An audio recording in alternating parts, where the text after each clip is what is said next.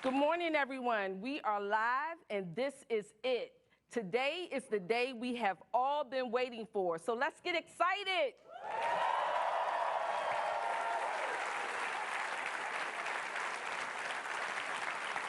I think you all can do a little better than that. Let me hear you again.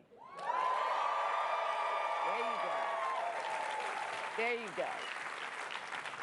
We are less than an hour away from the moment we have been working towards for 2 decades, the reveal of the first science images from the James Webb Space Telescope. Now that's worthy of another round of applause.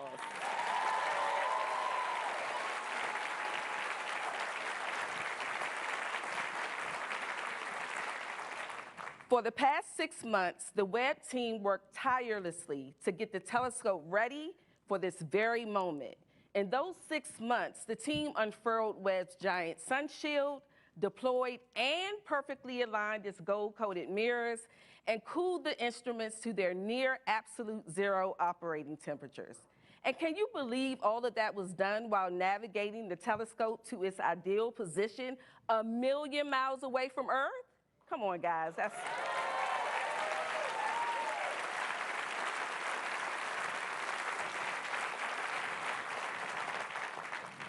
To everyone in this room, staff, supporters, scientists, and engineers, and all the other professions that contributed to us being here today, welcome and thank you.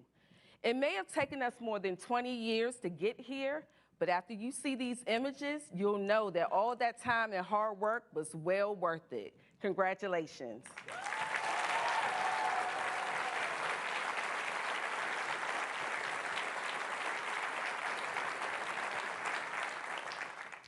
I'm Michelle Jones. I'm the Chief of Communications here at NASA Goddard.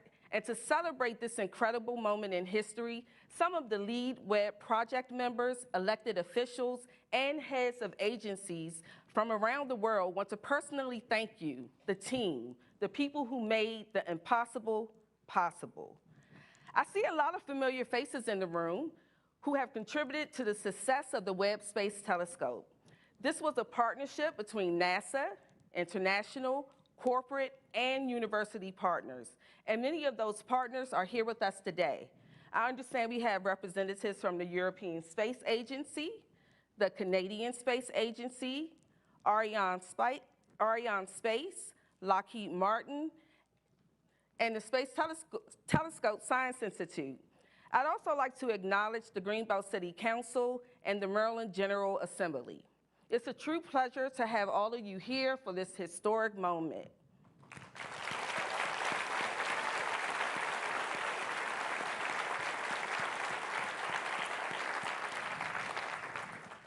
To start things off, we have my boss, Goddard Center Director Dennis Andrusic, who presided during the final years and all the way through launch. Dennis, come on up.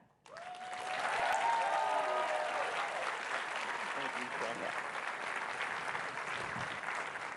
Wow. Good morning, everybody. What do you think about the cheerleaders coming into the building? Oh, my goodness. Thank you all. That was just absolutely awesome. You know, before I get into some of the prepared remarks, I just want to mention that, you know, there's an old proverb that says, may you live in interesting times. And I'll tell you what, my friends, these are interesting times.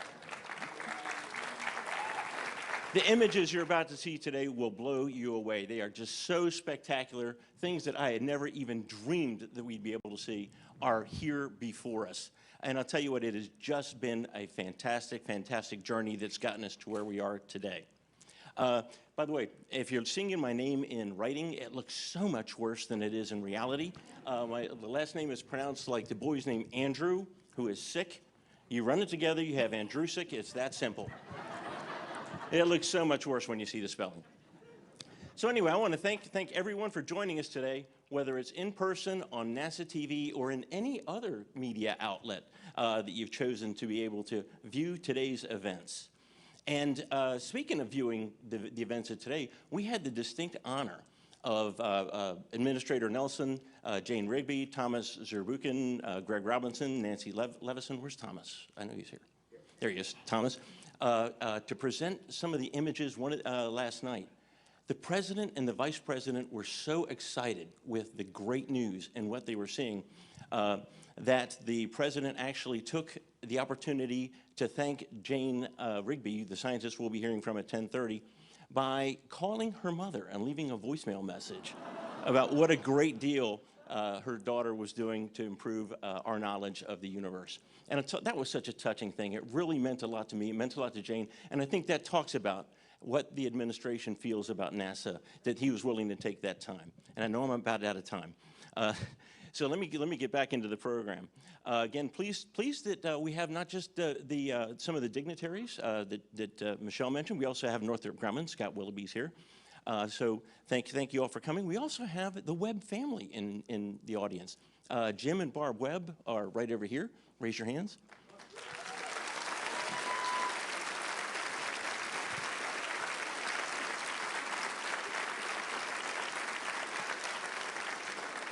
And their guest, Kaleem, sorry, Kaleem. I've worked with Kaleem at NASA headquarters. You'd think I would be able to get this right. Kaleem Oluche, thank you for joining us today.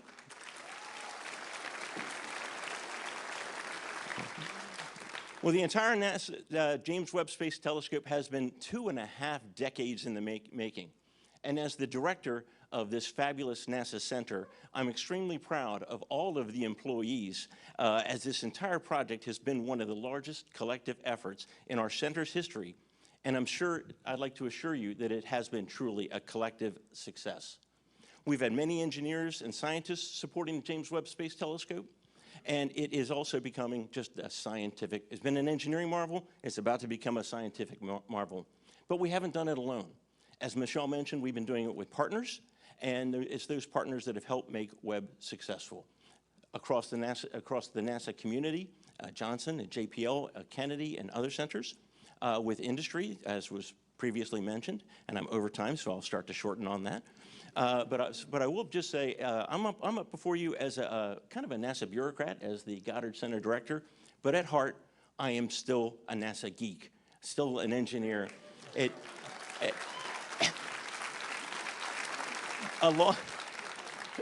A launch never gets old, and the science gets even better with each passing mission. Thank you all for coming, and let's get on to the next presenters.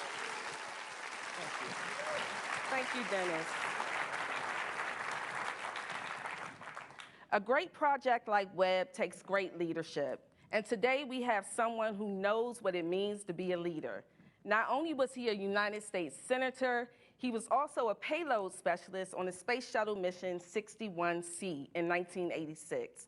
Everyone, please put your hands together for NASA Administrator Bill Nelson.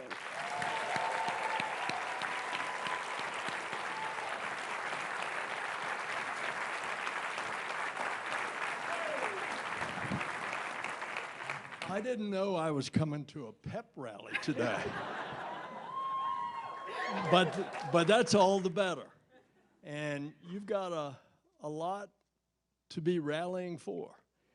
And you should have seen the president and the vice president last night.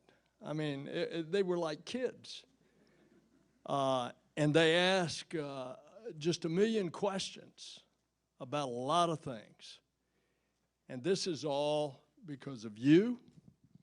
It's all because of that team that is out there, that over decades, this project has come to fruition. It tells us something about NASA's unmatched ingenuity, where we make the impossible possible.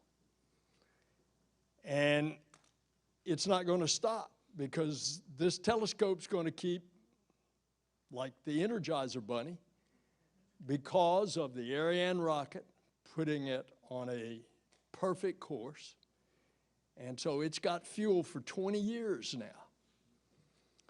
And if that were not enough, this fall, we're going to launch the largest rocket ever, and we're going back to the moon in preparation, and we're going to Mars.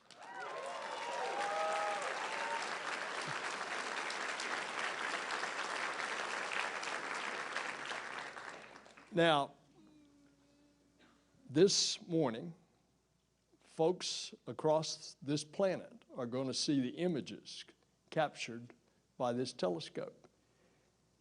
And every image is a new discovery, and each will give humanity a view of the universe that we've never seen before. You're going to see the formation of stars. You're going to see devouring black holes. It's going to reveal all of this. This telescope, because of infrared, is going to be able to penetrate through the dust clouds, and it's going to see light from faraway corners of this universe.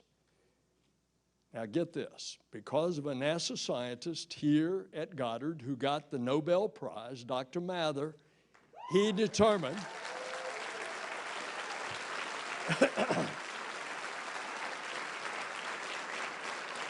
he determined that the universe was 13.8 billion years.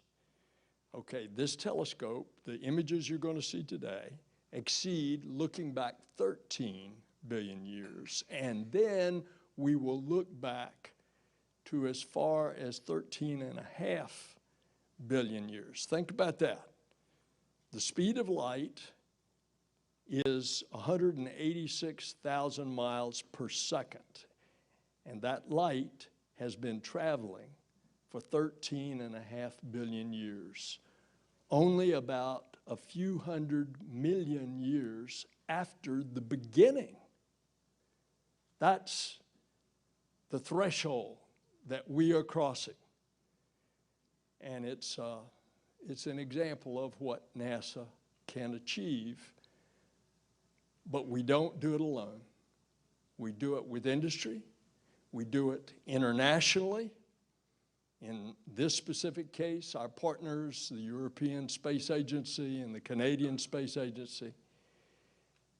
And by the way, we are now going to be determining things that we don't even know what the questions are that we ought to ask. And so it's one of these great engineering feats, not just for us, but for humanity, for planet Earth, for the citizens of planet Earth. And so there have been setbacks along the way, but because of the perseverance, here we are today. And it's these engineers and scientists and innovators that have poured their life's passion into this work, and it's now come to fruition. And it's progress like this that drives us forward, and it gives us inspiration. Our rockets run on fuel, but inspiration is the fuel that drives NASA, and indeed drives humanity.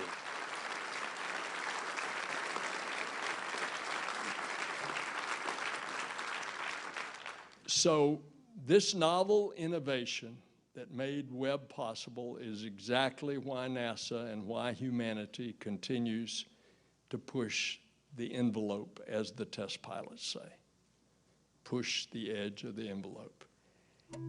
NASA's no stranger to first steps, and as we enter this new era of spaceflight and discovery, we need to be bold. We have to take risk, but the reward is worth the risk. And this is proof of that. It represents the largest international space science program. It collaborates internationally. Now, Michelle, I'm going to turn it back over to you to share messages from our international partners. Thank you so much, Administrator.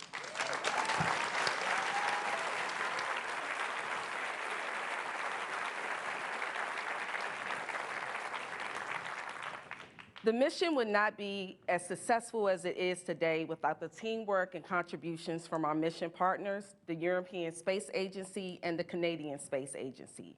We are pleased to share with you a special video message from ESA's Director General, Dr. Joseph Aschbacher, and their Director of Science, Gunther Hasinga.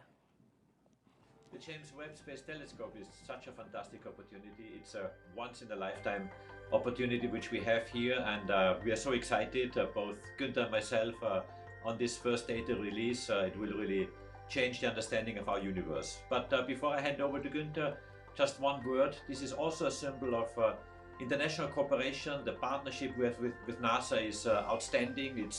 It's really exciting, but really fantastic, and also with CSA, the Canadian Space Agency. And this is more than science, it's also a symbol of international partnership. But Günther, a bit more about the James Webb Space Telescope, what this means. Thank you very much, Joseph. Yeah, this is the day that we have all been waiting for so long, and now it's happening. You know, James Webb is a fantastic machine, and its infrared eyes are 3 times sharper than the Hubble Space Telescope, and they're 100 times more sensitive. So with these infrared eyes, you can peer into dark, obscured regions in our universe. You can look at the very first phases of the universe after the Big Bang. You can look at planets in our own solar system and around other stars. And it is indeed a once-in-a-lifetime chance, almost like the moon landing for astronomy. And it will actually feed many, many careers. It has already shaped a whole new generation of scientists, and this will continue. It's a masterpiece for international cooperation, as Joseph had said. We are working with NASA and the Canadian Space Agency, and this is actually in tradition to Hubble, to Cassini-Huygens, where NASA is leading and ESA is partnering. But we are also opposite, having missions where ESA is leading and NASA is partnering, like for instance, Bepi Colombo JUICE, the Euclid spacecraft, and so on. So ESA, the science program, is actually enabling the European scientists to lead in a number of discrete fields, and one of the important fields is, for instance, astrometry with Gaia, where we are really having a leadership position. And now James Webb. James Webb will answer a lot of questions, even some questions which we do not even know about yet.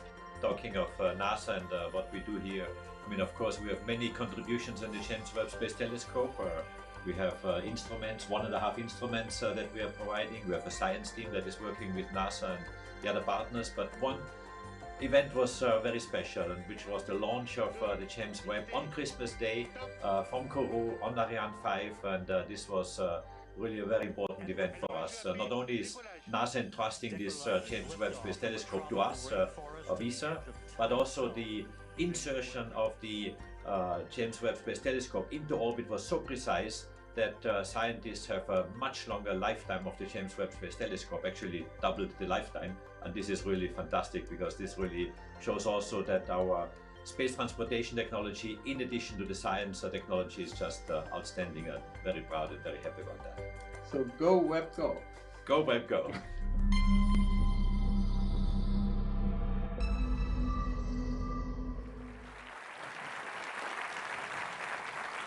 Our next video is from the Canadian Space Agency, and this is from the President, Lisa Campbell.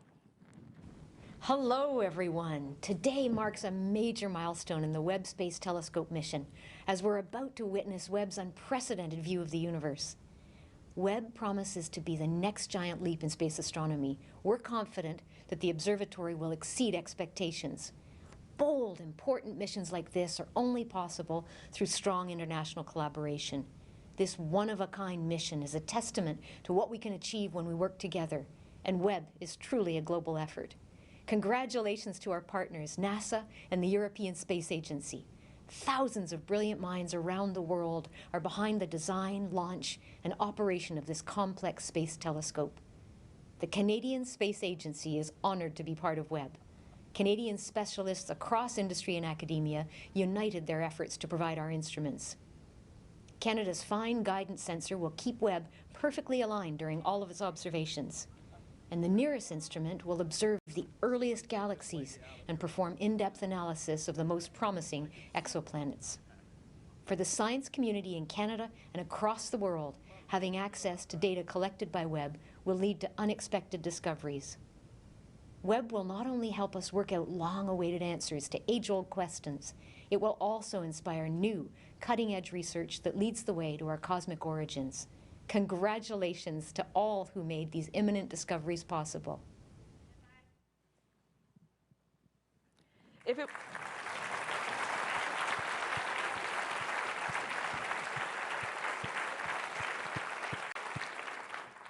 If it wasn't for years of steadfast congressional support, this extraordinary project wouldn't have been able to get off the ground. So it's fitting that we have representatives from Team Merlin joining us. And let me clarify, these gentlemen are not just representatives. They are friends of NASA Goddard.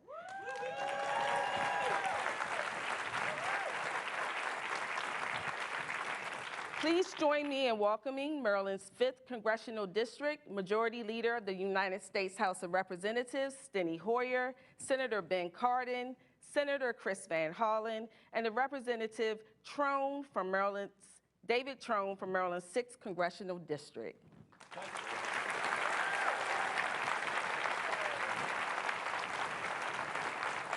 Thank you very much, Michelle. It's good to be here with astronaut Nelson. So sorry you're sick, Andrew.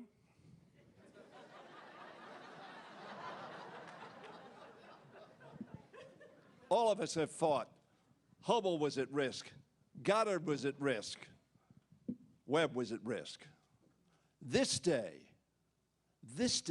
gives a new meaning to as far as the eye can see. The vision of the world is greater today than it was yesterday. And it will redound to the benefit of all the peoples of this earth. What a wonderful day. I want all of you who have worked on this project to stand up. Stand up.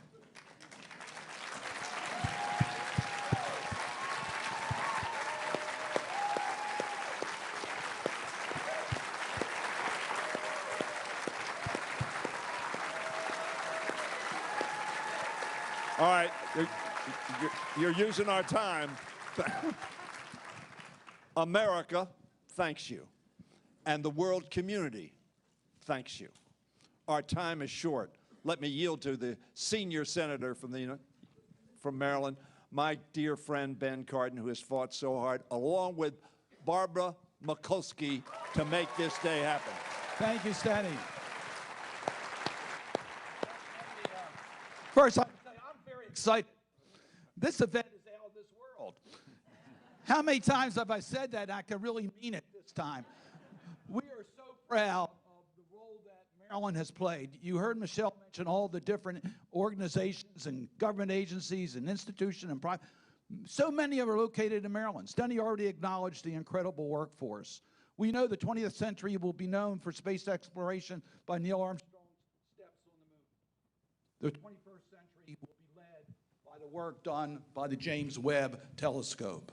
This is an incredible moment. It's now back to the future, and we're going to be part of it. Chris Van Hollen.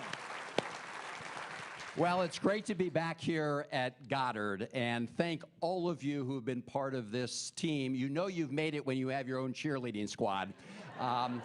As somebody who was briefly a physics major but bailed out after quantum mechanics, I want to thank all the scientists and the engineers and everybody who stuck with it to bring us to this brilliant day. This is a great day for humanity, peering further back into time, deeper into our universe, answering some questions that are fundamental to who we are and how we got here. Thank all of you from around the world, because this was an international endeavor. And while there were bumps along the way, once the launch happened, everything had to go perfectly. And it did because of all of you. I do want to say Maryland is proud, at least on this day, to be the center of the universe. And thank you. Thank you to Goddard. Thank you to the Space Telescope. And we're going to continue to invest in this mission and so many others, along with my friend David Trone, who's also on the Appropriations Committee in the House of Representatives. So thank you all very much for this incredible moment in scientific history, and space exploration is what connects us all. And that's what's so fantastic about it. As the saying goes, if you want to go fast, go alone. 5. But if you want to go far, go together. And this team has gone together. So thank you and congrats.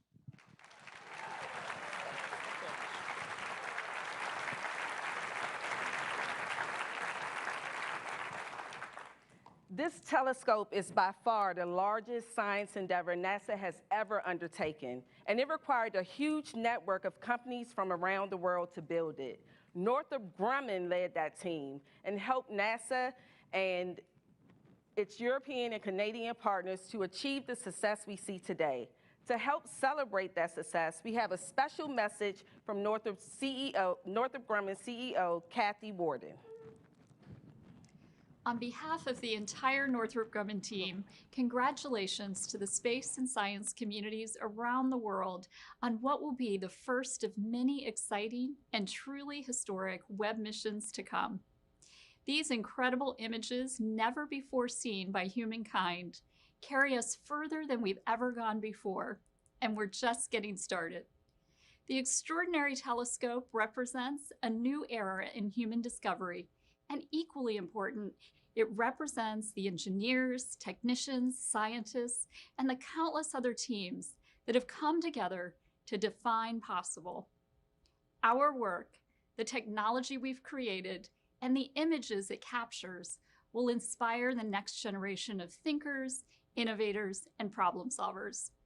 This is the true legacy of Webb. Thank you, and congratulations.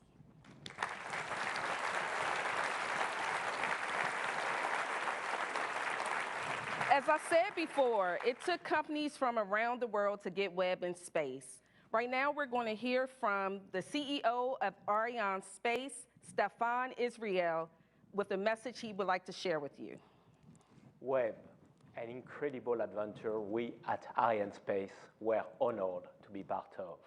A 20 years collective challenge that finally brought us together in Kourou with Dr. Z, Greg Robinson, Joseph Ashbacher, Daniel Nunschwander, and Philippe Baptiste on a Christmas morning we'll never forget. 27 minutes and 11 seconds, which will be among the most important of our lives.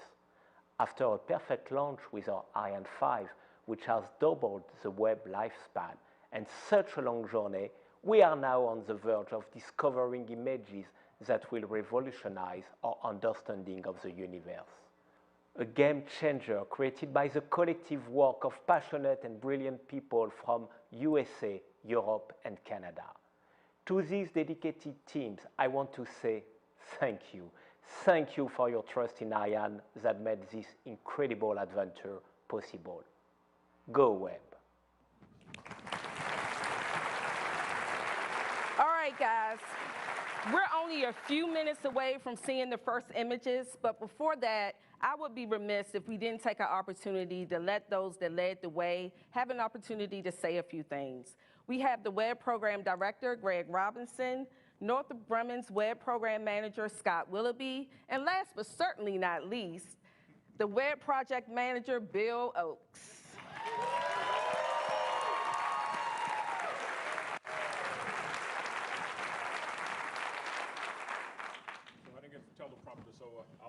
I'll just wing it. So I will say when I came up the stairs, by the time I got to the top, I wanted to throw off the jacket and run out to the 50-yard line. So thank you for that welcome. I don't know what I would have done when I got there. So who did not see that image yesterday? Well, as the old saying goes, you ain't seen nothing yet. Just hang around a little bit longer. I just want to do a couple of quick thank yous. You've heard from most of them. Thanks to the entire team, certainly the Goddard-led project team, Northrop Space Telescope Science Institute, and our international partners. Also, I want to thank, I call it the ninth floor, the NASA administrator and his team, and the White House and Congress. All of us are part of this, and when I say team, I mean everyone from beginning to end. And we all had to be aligned to make this happen, as Thomas often reminds me. So thanks for all of that. I want to do a couple of special thanks. Special thanks to Scott Willoughby for leading the team out at Northrop, Bill Oakes for leading the overall team, and I know both of them will say more about their teams and the capability of the spacecraft. And a special thank you to Thomas. I often say twisting both of my arms to get me to take over this, to be part of this incredibly smart and resilient team. So thank you, and thanks for coming. Thank you. It's humbling to be here at Goddard. My team from Northrop Grumman spent a lot of time here and at many of the NASA centers and other places around this country. But this is where relationships were forged, and it's relationships that built the James Webb Space Telescope. And it's been a common theme here for a purpose, right? The international relationships, the government industry relationships, but the relationships that are dearest to me are the ones that took place on the floors of the high bays and in the meeting rooms and debating hard problems. And sometimes those answers weren't certain as much as engineering wants to be, and you're using judgment and people's guts and brilliance to make decisions that led to perfection. And what Bill and I did throughout all of this was really kind of singular. It was giving that team power. And I just kind of leave with a phrase that I used back when we were getting into the final build a web, when people were putting this together, that every human who touched this for the last time should know you get that privilege. And you get to bring your pride to the floor to do that.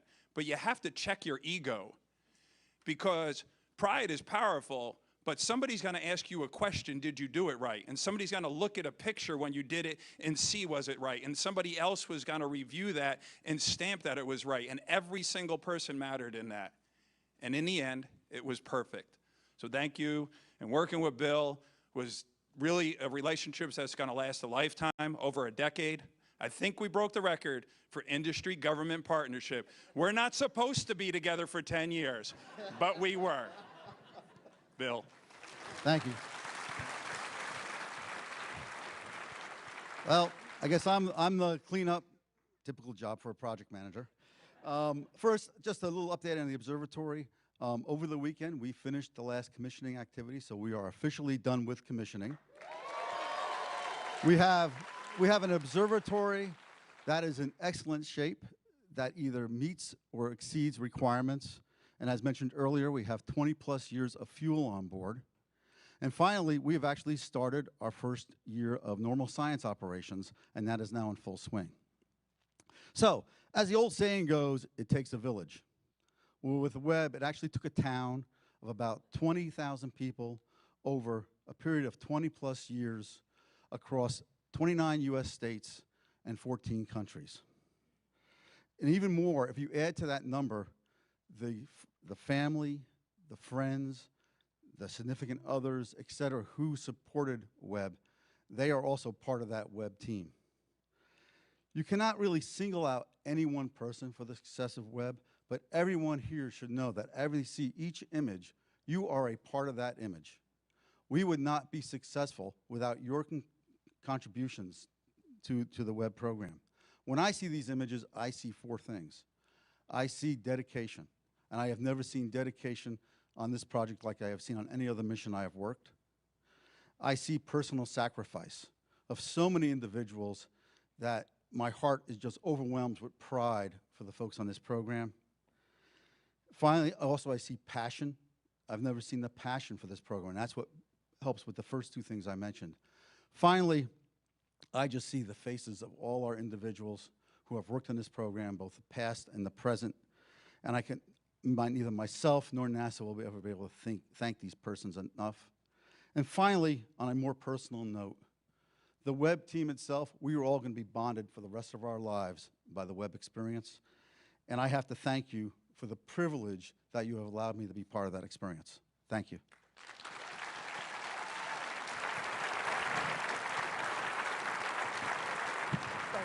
Thanks.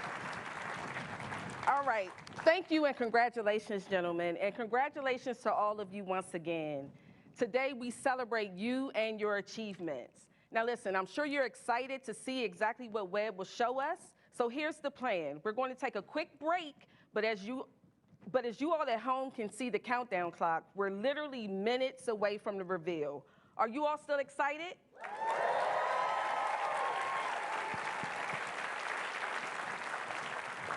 It has been my absolute pleasure spending this time with you. We can't wait to share what humankind is capable of, and we are just getting started. Let's enjoy this journey. Now, on the count of 3, I want you all to scream, "Go Webb." 1, 2, 3. Go Webb!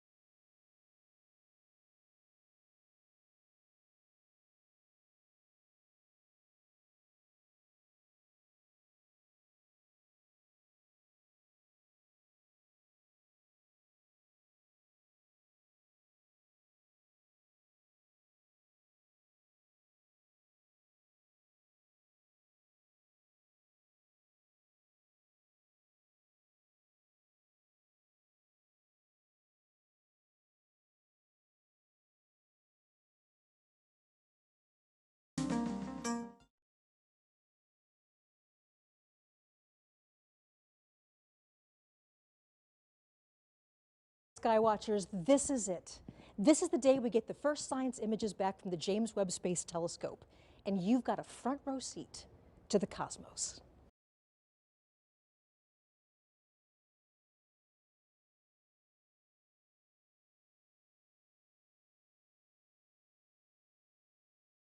What can only be described as a celebration for everyone on Earth.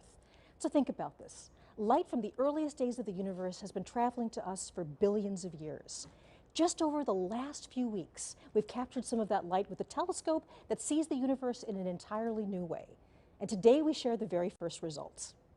So longtime space fans are going to know who this is. This is Dr. John Mather. He's the senior project scientist for the Webb Telescope and a Nobel Prize winner. And John, I couldn't be happier to be here with you today. Thank you. It's a thrill to be here for this very special day. How are you feeling? I am thrilled and I'm relieved because you know when you start something this big, you know there's always a possibility it might not work. It did work. We are so proud. And you've been on this project for a very long time, right? Yeah, started in 1995. We had just finished measuring the Big Bang. We measured it with the Cosmic Background Explorer satellite that we built right here at Goddard. And we measured the spectrum. We measured there are hot and cold spots in the Big Bang. So we said, now we know it all, how it all got started. But then what happened after that? So then I got a call from NASA headquarters. Would I like to work on this new telescope that's going to help answer those questions? What happened after the Big Bang? How did the galaxies grow? How did the first black holes grow? What happened all the way from there to here? So this is our time machine, and I just wanted to be part of it. I am so thrilled that we got a chance to do it. One of the things that I remember you saying, and this is kind of amazing, that after you win the Nobel Prize, you thought that this mission was the most important thing to work on. Absolutely. It's the next question. After you know how it started, what happened then? And you know, suddenly we now have the technology to do it. We didn't have 50 years ago.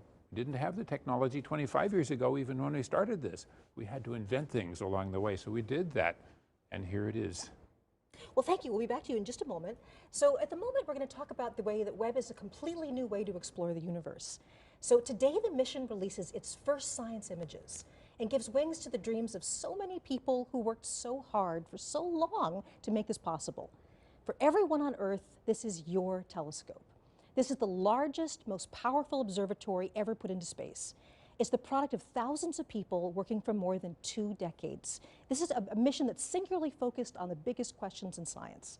So the following phrase is often used too easily, but today actually does mark the dawn of a new era. Today, the Webb mission is open for scientific business, and this is just the beginning. The best is yet to come. So, John, one of the things you told me about is that you really want to make sure there are some people that get thanked, people that put a huge amount of effort into this. Absolutely. Our current project manager, Bill Oakes, took the project from a time of trouble when we didn't exactly know how we were going to get this to work, and got it all the way to the end. Here it is working, and it's because of Bill made this worldwide team, 20,000 people around the world were involved in making this thing all work, and Bill has been there every day making sure that it would happen. So other special person is Senator Barbara Mikulski. She saved our telescope, and she saved the telescope before us. She made sure after the Hubble telescope was launched and it was not in focus that we would go up and fix it. She made sure that happened. When the Webb telescope needed more resources, she made sure we could get that. So Barbara, we thank you. Well, it is such an honor to be with you, Jay. I mean, it's been a pleasure to be working with you through this whole thing. Thank you so much. Congratulations, and go Webb. Thank you. So this broadcast, much like every part of this mission, is a partnership. On our journey to explore distant places in space, we've been joined by intrepid travelers from around the globe. We have so many extraordinary collaborators. So let's check in with our partners who will be sharing the stage with us today as we reveal Webb's 5 first science images. From the European Space Agency, I'm joined by Katie Haswell in Darmstadt, Germany. Katie.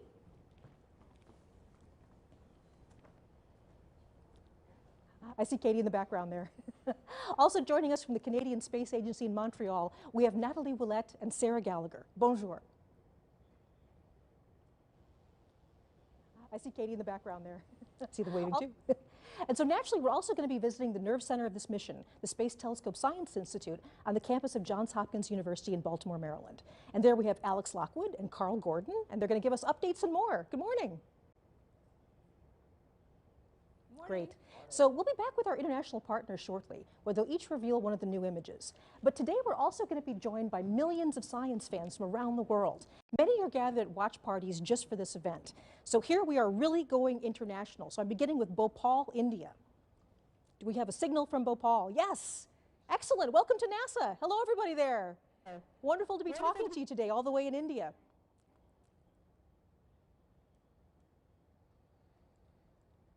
We'll be back to them later, yes? Great to wave to you. Hi, wonderful. And we also have a warm welcome now in Portland, Oregon. So we have the feed from Portland. Bit dark, but I see everybody there. Hello, Portland.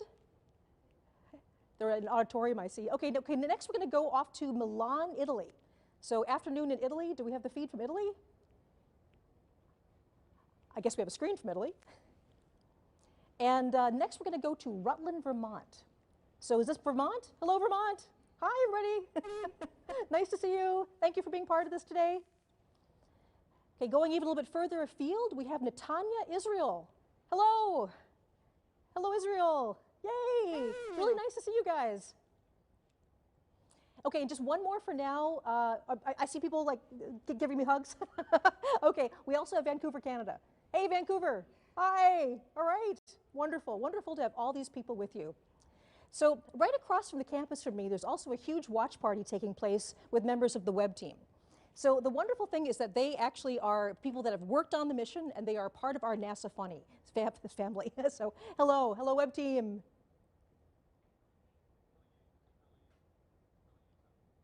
There they are. Yes.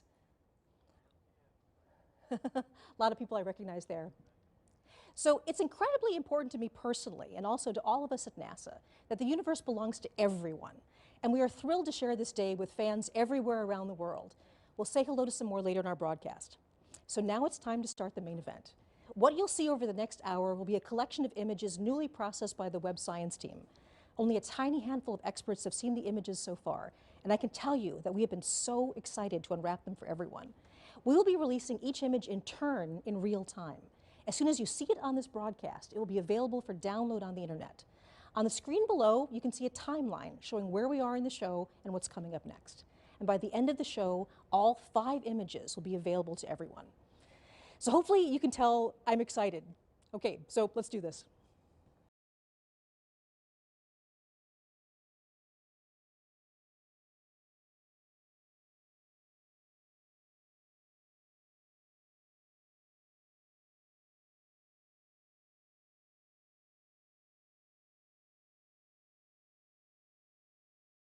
Space Flight Center, Maryland, and we're just outside of Washington, D.C. NASA Goddard is home to the project office of the Webb Telescope, and the observatory portion of the telescope, the mirrors and the science instruments, were integrated and tested here before launch. So for many of us, including myself, seeing Webb come together bit by bit right in front of our eyes was an emotional and very inspiring experience.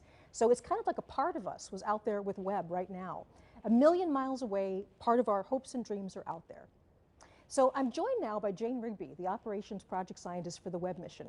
And she's a familiar face for people who've been following this before, so welcome, Jane. Hi, Michelle. Okay, so Jane, you not only get the honor of revealing the first image, but this actually got a little bit of a sneak preview. I understand there was a very select audience who's already seen the image. Yes, so last night, on behalf of the project, I had the privilege of traveling to the White House with the NASA Administrator Nelson and other senior staff to share our first image with President Biden and Vice President Harris. And it was really fun. Oh my gosh. They really geeked out. We had a closed-door session where we got to walk through all the images and just share the excitement, and they were so thrilled, and they got the profundity of what we're seeing. And so now let's do it. Okay, we've got the whole world watching. Are you ready to put the first image up? Oh, let's do it. Absolutely. All right, here we go. Okay, so the first image is a deep field, and it's also a deep field with a cluster. So why don't we walk through this just a little bit? So if we come up and look at this image, first of all, it's really gorgeous, and it's teeming with galaxies.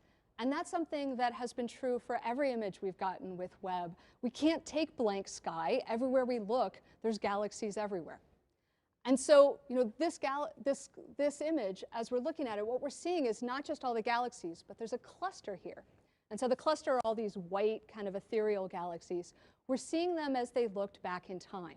right? The speed of light is only so fast. And so as we're seeing distant galaxies out in space, we're seeing them as they looked billions of years ago.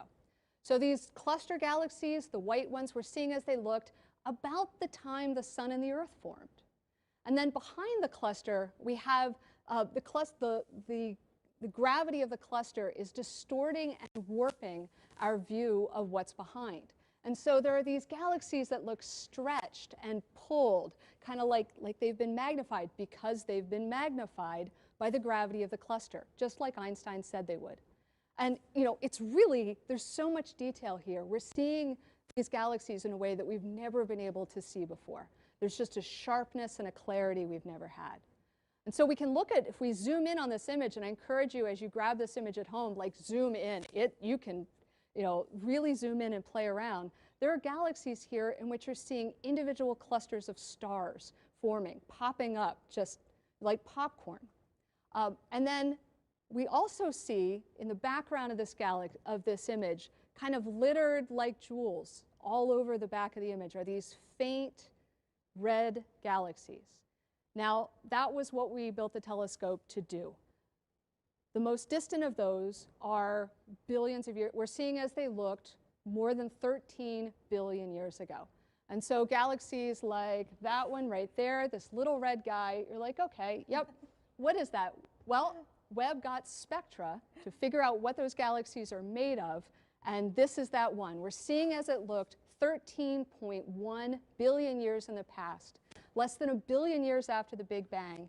And we're seeing the elements of oxygen and hydrogen as well as neon. You know, this is how the oxygen in our bodies was made in stars, in galaxies, and we're seeing that process get started.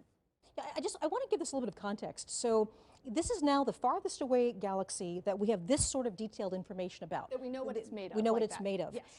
And this was not a long exposure for Webb. No, the previous record holder, right, the Hubble Extreme Deep Field, was 2 weeks of continuous work with Hubble, and it was just imaging. With Webb, we took that image before breakfast.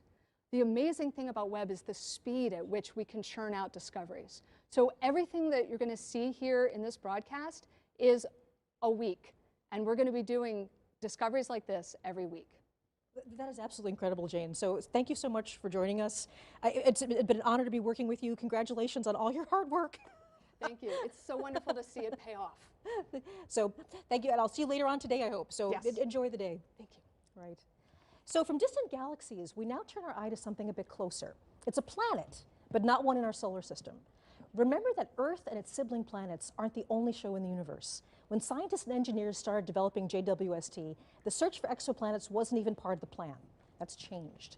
Exploring exoplanets is now a major component of the mission and the subject of our second big reveal of the day. I'm going to send it now to our friends Nathalie Ouellette and Sarah Gallagher at the Canadian Space Agency in Montreal. So again, bonjour.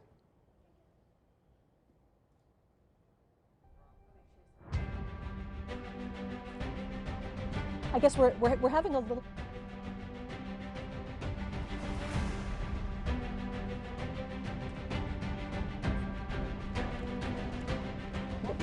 Okay, I'm Nicole Malone, and I'm here to tell you.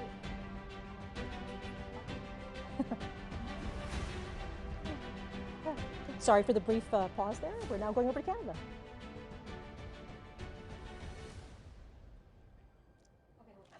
Okay. Yep, we're all ready. Yeah.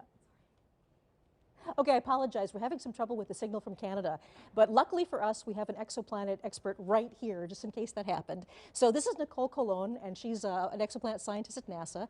And we're going to talk about this amazing new result from a very hot planet, I understand about 1,000 light years away. That's right.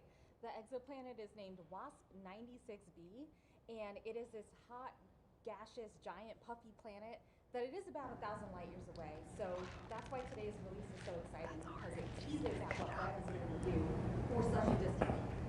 Absolutely. So talk us through what this discovery is and why this is so significant. Mm-hmm. Well, this reveal that you're going to see is going to show the first spectrum of an exoplanet as taken from the Webb telescope.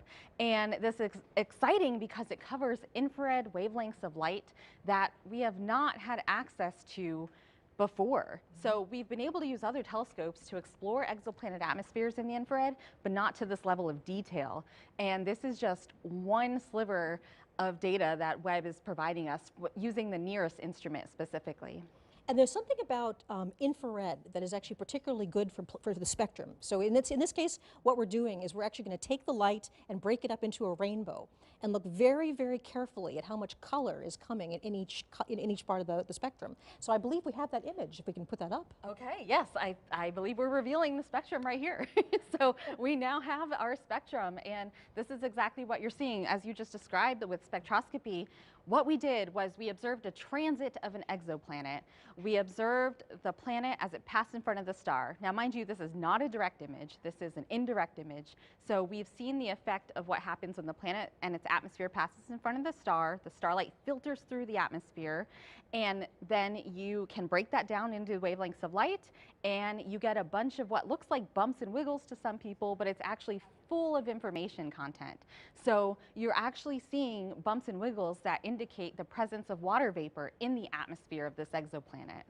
So we have the spectrum up here. Is there anything you'd like to highlight particularly? Yeah, absolutely. So we have several features marked here. So I call them features. They're these, what I just referred to as bumps and wiggles. But what you're seeing here is a telltale signature, the chemical fingerprint of water vapor in these atmospheres, in the atmosphere of this specific exoplanet. And the other thing we can tell actually is that there's evidence of clouds and hazes because the water features are not quite as large as we predicted. So we can take that and infer that there are presence of clouds and hazes. Right. Now, one thing that we really want to make sure people understand is with this particular planet, this is a hot world. It's actually closer to its star than Mercury is to our sun. And so we're not looking at liquid water here, but we're looking instead at sort of steam, water vapor. Yes, this is an exoplanet. It's about the size of Jupiter, about half the mass of Jupiter. It orbits around a sun-like star, but it does it every about 3.5 days.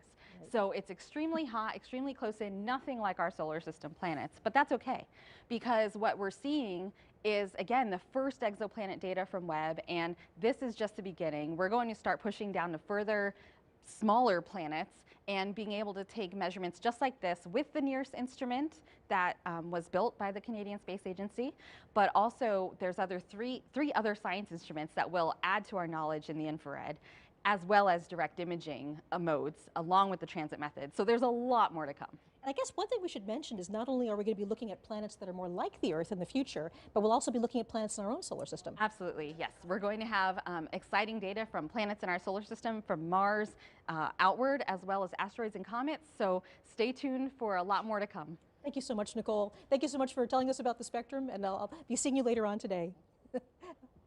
So we have 3 more big image reveals, and with that, new and more exciting science. But first, let's take a look back at the journey that brought us to this moment.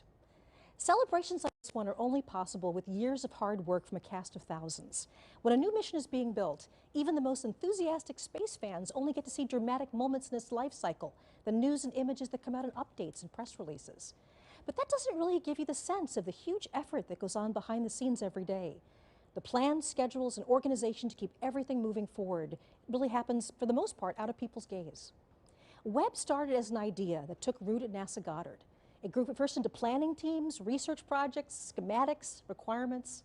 Then it began the long journey to become real with the development of new technologies, cutting-edge engineering, and finally fabrication, putting it all together. Let's take a brief look back at the visionary journey to how we all got here today. So today was the final closeout of the purge. Okay, guys, I can hear Rupa, but a pretty emotional moment to be in there and actually, you know, closing it up for the very last time, right? You know, you're the last one to touch this, and so that was the final operation. And once that fitting is closed out, there's no more touching of the vehicle. We're ready for launch.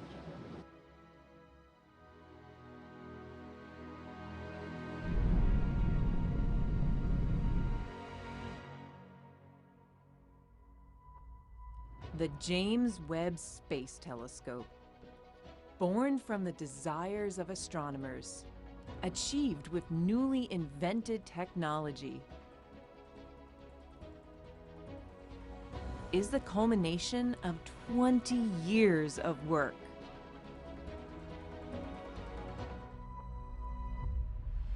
Humanity has unlimited questions about our universe. Engineering a way to investigate them requires enormous creativity. Webb has been a trade-off between engineering performance, what the astronomers want, risk. In fact, when we started 20 years ago, we were actually looking at an 8-meter telescope. Developing the most sensitive instruments. And testing, and more testing.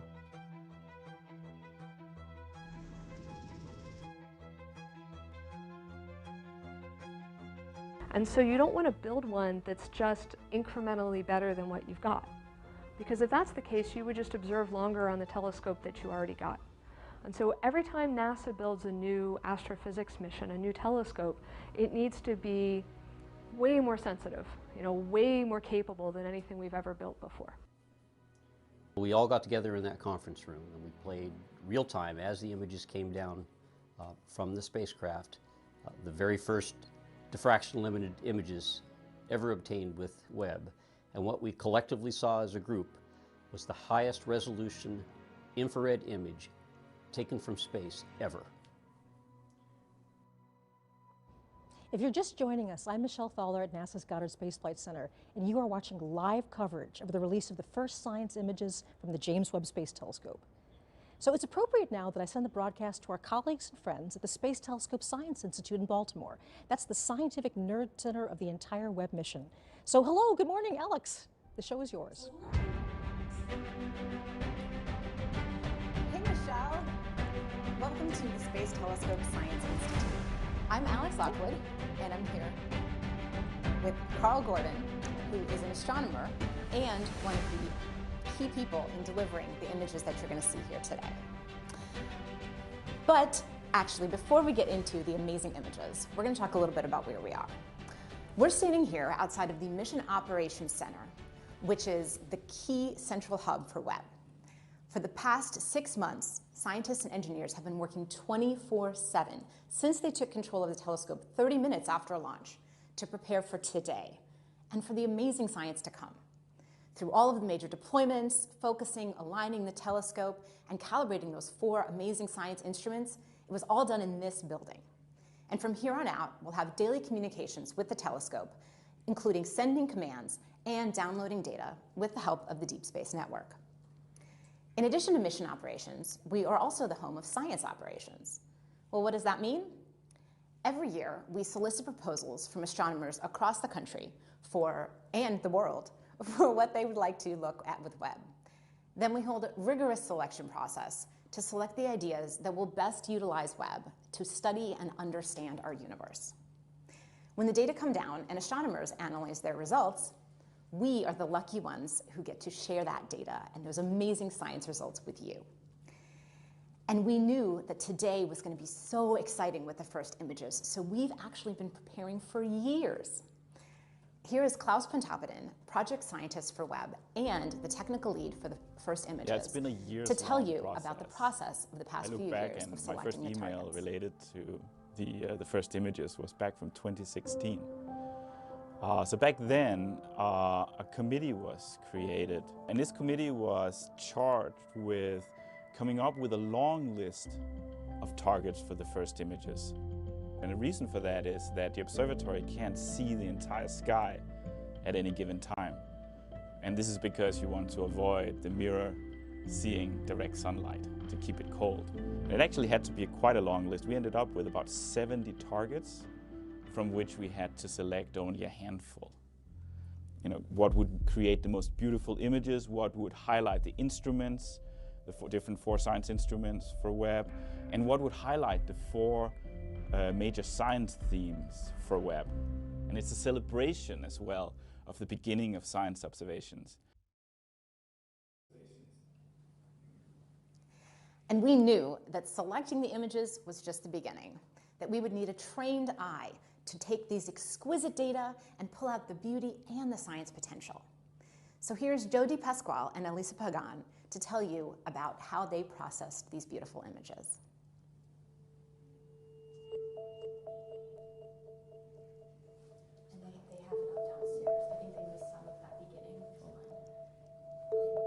We're basically translating light that we can't see into light that we can see by applying color like red, green, and blue to the different filters that we have from Webb. And the reason we want to color the images is because there's actually more that you can get, more information that you can get from the image if you see it in color. So it's a matter of picking and choosing filters and colors that enhance the details and the structure in the image itself. The shortest wavelengths of infrared light and assign those blue colors, and then move our way down to green and red as we go to longer and longer wavelengths. And then we additively combine those together to get our full color image. But there is a lot of aesthetics that are involved in this. Painstakingly going through and cleaning these images up with an attention to detail, a level of detail like at the pixel level in every image. So when I'm working on the astronomical data, it is this sort of marriage between art and science. When you're choosing colors for the filters, you really are trying to show the different details and the processes that are happening in the astronomical images. But at the end of the day, you want it to be very compelling. You want it to be very beautiful because space is beautiful.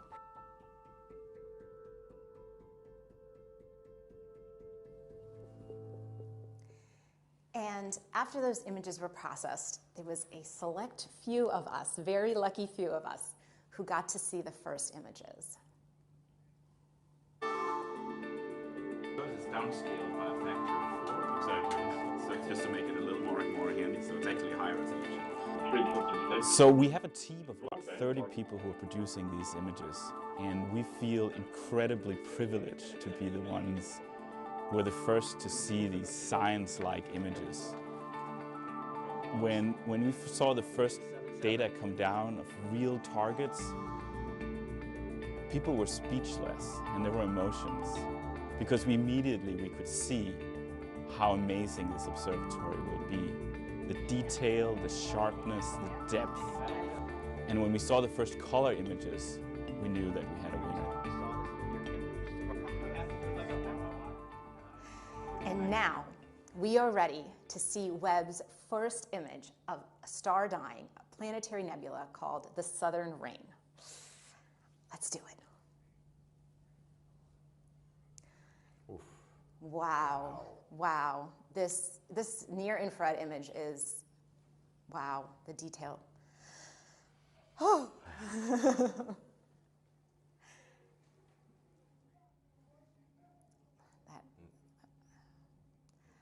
Wow, okay, well, here we are. We have a near-infrared image on our left, or on maybe your right. And here on the right, we have a near-infrared image. And so I'm here with Carl, our astronomer specialist. Can you tell us what we're looking at in these images? So this is a planetary nebula. It's caused by a dying star that has expelled a large fraction of its mass in successive waves. Okay, so we actually see those waves in these images. Yes. Wow, wow. And so there's a lot of structure. Can you tell us a little more detail about what we're looking, maybe start with this one on the left? Yeah, so in the NIRCam image, you see this kind of bubbly, almost foamy appearance throughout the whole nebula with some very structured shells. And this foaminess is showing up in orange mainly. And this is due to the molecular hydrogen that's newly formed in the expansion, just lighting up the gas and dust of this nebula. And then as we move inward, you see this kind of very blue haze in the inner region. And this is actually due to very hot ionized gas that emits well in the blue that's heated by the core, the leftover very hot core of this star. And what about these like rays that I'm seeing in this image? Right there. So there's also rays in the outer regions that you can kind of see, and these are holes in the inner nebula that are actually allowing the central star's light to come out and kind of light it up like patchy clouds with the sun shining through. Wow. Oh, yeah, that's what it looks like. That's so cool. So you're actually a mid-infrared astronomer, which is different than near-infrared. And so what can you tell us about the details in this mid-infrared image? So it looks quite different in color, partly because we're seeing different kinds of physics going on here. So we're actually seeing in the blue, you see a lot of blue. The blue is actually due to hydrocarbon grains that are emitting very strongly in the blue for MIRI. And they show the very similar structures to what we see in orange and NIRCam because the molecular hydrocarbon actually forms on the surface of dust grains. And so again, as we move inward, we see that the inner region is again hot ionized gas, but now it glows red because that's where it emits the strongest for Miri wavelengths. Okay. And then as we go into the center, we see kind of the surprise for us, which is we knew this was a binary star, but we effectively didn't really see much of the actual star that produced the nebula. But now in Miri, this star glows red because it has dust around it. So in Miri, we got to see both stars very clearly. Yeah, you can't see it in the first image really, but there's two stars there. So that's a fun surprise. And I think that there's another little Easter egg you want to tell us about? Yeah, so this was, the Easter egg is this kind of narrow filament up in the top that's radially aligned. You can kind of see it very clearly in the Miri image. It shows up as this blue structure, and it points very much to the central sources. So I thought, oh, this must just be a density enhancement in the outer nebula. I thought that very, very strongly, but other people on the team were like, no, it's a background edge on Galaxy. Well, I made a bet that said, no, it's part of the nebula. By the way, I lost the bet because then we looked more carefully at both the NIRCam and Miri images, and it's very clearly an edge on Galaxy with a dust lane and a bulge. So I lost the bet. Well, you lost the bet, but you got these gorgeous images, so I think it's a win for everybody. Anything else you'd like to say today? I can't wait to see where we go from here. Neither can I. All right. Thanks so much. Back to you, Michelle.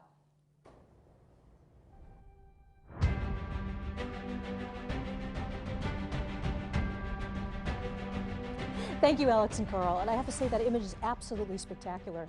So as you know, people from all over the world are watching us today and joining in our excitement as we release Webb's first science images. We've been checking in with our colleagues in Europe and Canada throughout the program, but we also want to take a moment to include the people at the so many viewing parties scattered around the world like stars in the night sky. So let's check in with some of them now. First, we go all the way to Perth, Australia. Do we have a signal from Perth? I guess nothing from Perth right now. Maybe we have some of our other feeds. We're going to check in with them right now. Do we have Winnipeg, Canada? Oh, there it is. There's Australia. There's Perth. Hey, waving to Perth, Australia. Thank you so much for joining us today. And next we're going to Winnipeg, Canada. Hello, Winnipeg. At a planetarium. Everybody's enjoying the show, I hope. Okay, Dayton, Ohio. Everybody's watching on the, there we go, Dayton, Ohio. Hello, everybody, Dayton. Nice to have you here with us. There we go, yes. Hey, hey, Dayton. Hey, they're jumping up and down. Hi. Okay, all the way Bangalore, India. Bangalore. Hello, hello to Bangalore, India. Hey. It's absolutely wonderful. Hey. Okay. So I hope you enjoy the rest of the images we're releasing. Okay, of course, NASA's family extends all over the country. The team at JPL in Pasadena, California, they're on site to celebrate with us. So hello, JPL! Some of my favorite people in the world. Hey, hello! And then I think the last place we're going to right now is Northrop Grumman, one of our major contractors. Hello, Northrop Grumman! Oh, hey, all right! Yay! Nice to see you, Northrop Grumman. All right, now there's also a big watch party right here on the NASA Goddard campus. Many of these people have worked on the mission itself, and we also have top NASA leadership and representatives from our government. So hello! Hello, watch party at Goddard. Yay!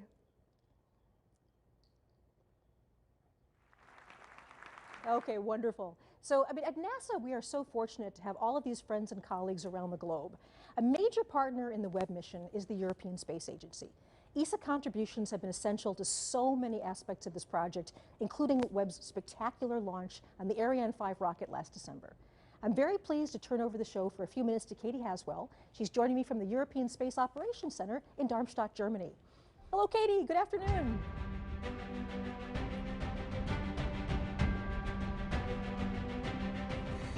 Thanks, Michelle.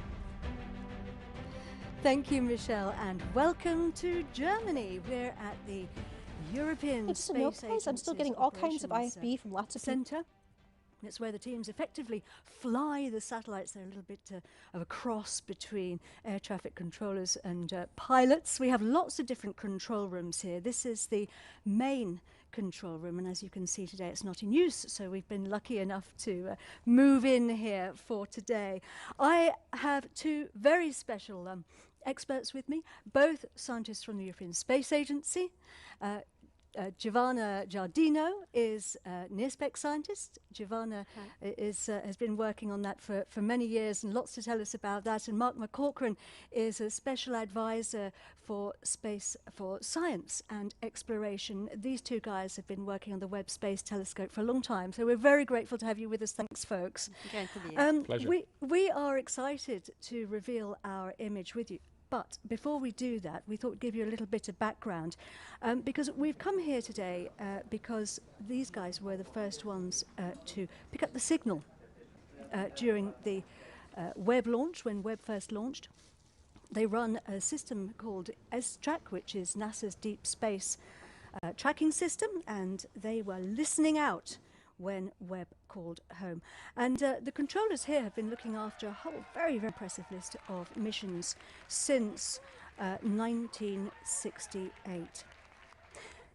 ESA has played a very, very important role during the for the Webb Space Telescope. They provided the launch on board the awesome Ariane 5 launch vehicle from the Guiana Space Center. The atmosphere in the Mission Control Center was electric, I can tell you. I was there.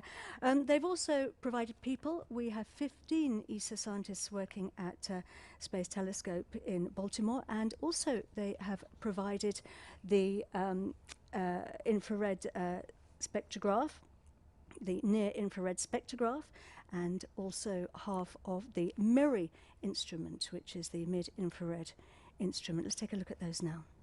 Webb's 4 scientific instruments include NIRSPEC, the near-infrared spectrograph, led by ESA. NIRSPEC splits near-infrared light from astronomical objects into its components. Like a barcode, this will help scientists understand the physics of the objects they're observing, from their temperature to atomic makeup.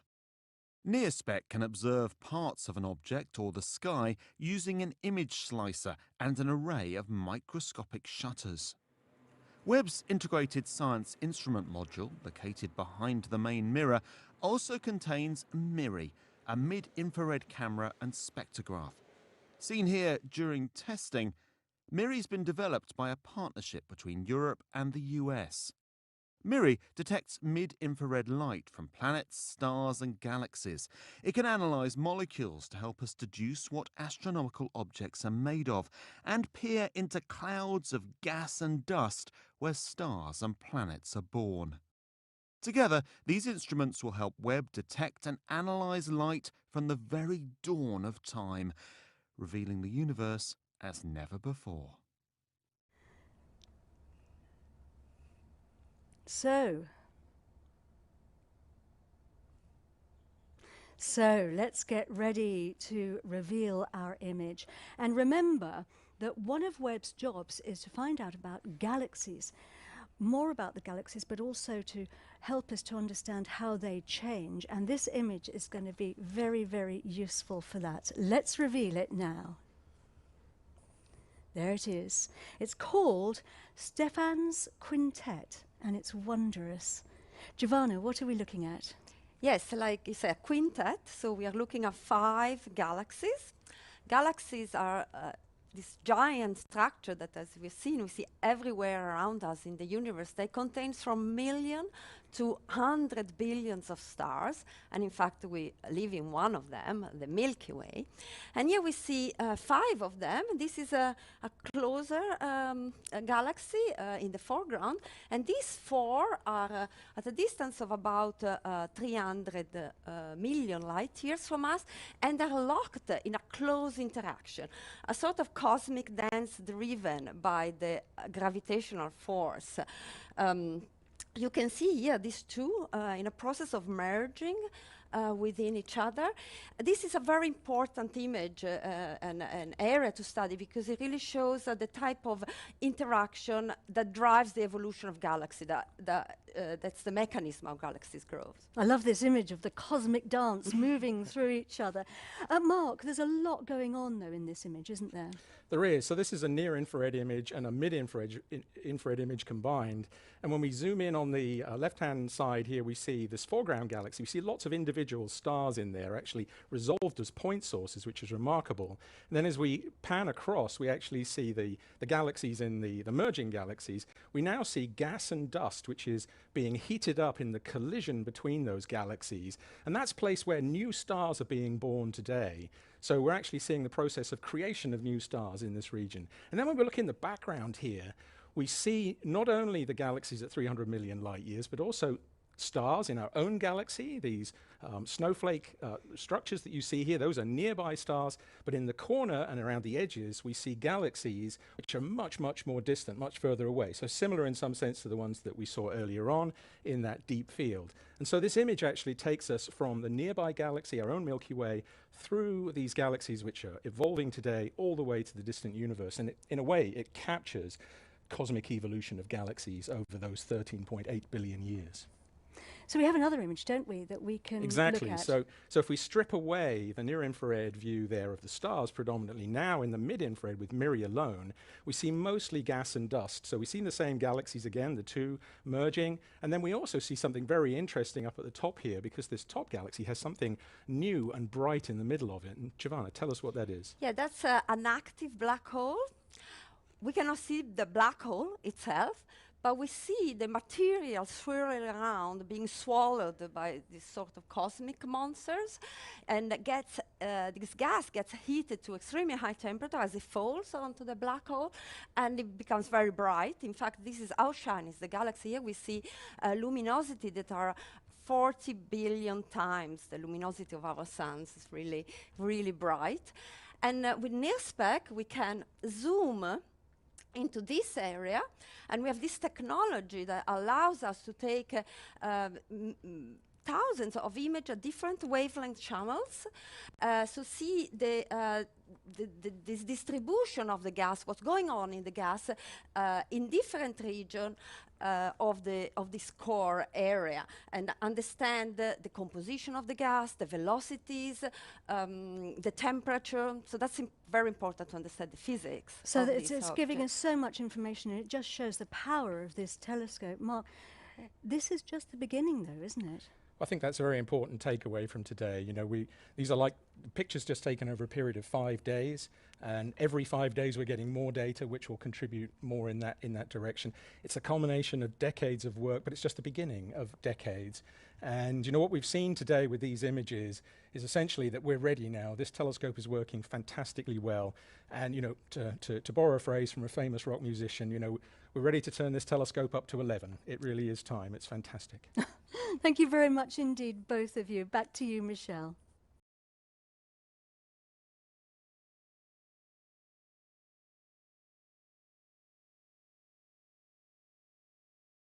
Us on this historic day. So before we get to the fifth and final image reveal of the day, it cannot be said enough that an achievement like the James Webb Space Telescope is something bigger than any one of us. It's bigger than any organization, any country. This truly takes a planet. Webb belongs to all of us, and starting today, the discoveries start and they're not going to stop. This is just the beginning. We've said several times throughout the broadcast that the Webb mission is about people, and during the construction of the Great Telescope, people started to see themselves in it, literally. Day after day, people visited the observation window at NASA Goddard, and looking through the glass, they snapped selfies of themselves reflected in the gigantic golden mirror. These photos are actual reflections of the enormous human investment and the emotional commitment that brought this mission to life. And now, years later, that mission is finally collecting light from the earliest days of the universe, all the way to worlds in our own solar system. It's the same mirror that reflected the many faces who see themselves as part of the journey to understand our shared origins. Let's stop for a moment and appreciate the people behind Webb.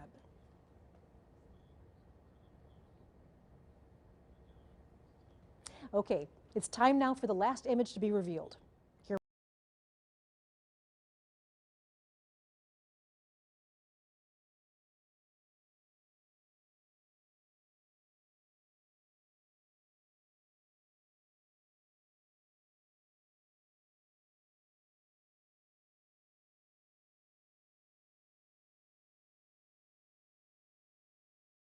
Deputy Project Scientist. He's here with me today to share the final big reveal of the day.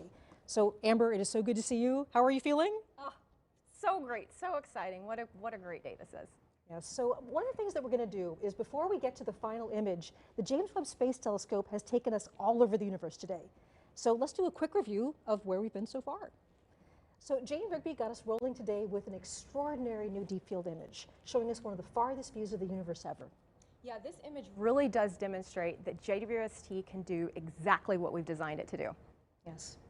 And the Canadian Space Agency then took us to the massive planet WASP 96b, where the team has detected evidence of atmospheric water. And here again, we're seeing the incredible efficiency of this observatory. We're able to do these kind of measurements in a fraction of the time that we're able to before. And then we zipped up the road from NASA Goddard to the Space Telescope Science Institute, where Alex and Carl showed us the exquisite southern Ring Nebula, a mixing bowl of stellar matter around a pair of dying stars. Yeah, and I'm just blown away by the level of detail we can see, like in the outer part of this nebula. It's incredible. Wow. Okay. After that, it was off to Germany, where the European Space Agency wowed us with pictures of galaxies interacting and mixing together. Right, and this image, again, it's incredible because it's showing us one of these fundamental processes of the universe, how galaxies merge together, and we're able to learn about these processes in a brand new way. So the Webb team has a lot to cheer about right now. So across the campus, there's this big watch party, and we can feel the excitement all the way from over here. So let's join that celebration now. We're back with Senior Project Scientist John Mather, along with the head of NASA's Science Mission Directorate, Thomas Zurbuchen. Hello. Hi.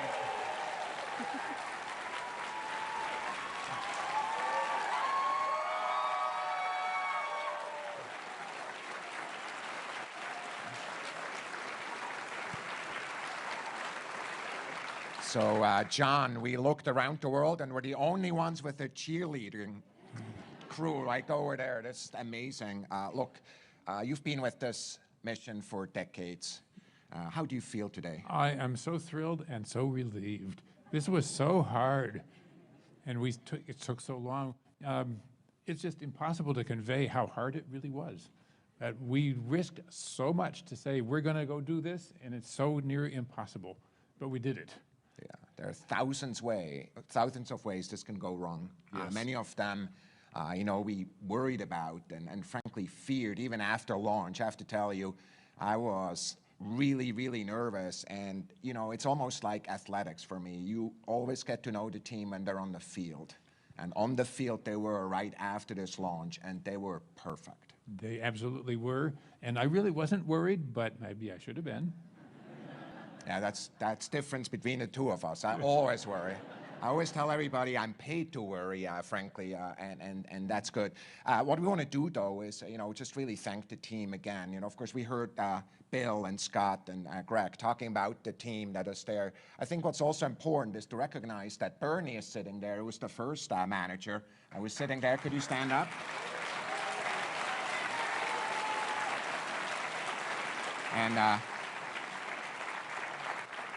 And I want to mention that Phil Sabelhaus, who is a manager also during that time, is no longer with us, but his heart is with us today. Yeah. I have to tell you, John, after each one of these milestones, I called a lot of people. I called Bernie, for example, and I called people who had my job and people who are administrators, because there's many of them. And I just wonder how you feel about the team. Just give you the word here. I am just so thrilled that we had a privilege to assemble such a brilliant team. We drew from the best of the best, and here we are. So my extreme deep thanks go to all the people who built that team, not only to Bernie, who started us and helped us build up all the technology, to Phil, who made sure we would have a plan, and then when we didn't have quite enough money, to Bill, who pulled it all together and made it get all the way to the end. I am so thrilled that we had so much talent to draw on. And here we are, we have the support of the country and the world to take on this immense challenge. You know what I'm most excited about? There's tens of thousands of scientists, and frankly, some of them just got born, or not even born, who are benefiting from this amazing telescope, because it will be with us for decades. It will be. It took us about 25 years to get here, since 1995, and we have at least 25 to go, I hope. So look, we are in a sense of these images, the art that is out there in the sky, revealed for the first time. We're thinking of the team and we're thanking them. John, thanks to you, thanks to all of you, and back to Michelle. Thank you so much, Thomas. And this entire collection continues to just absolutely astound me. Okay, Amber, so here it is. Can you walk us through the final image reveal?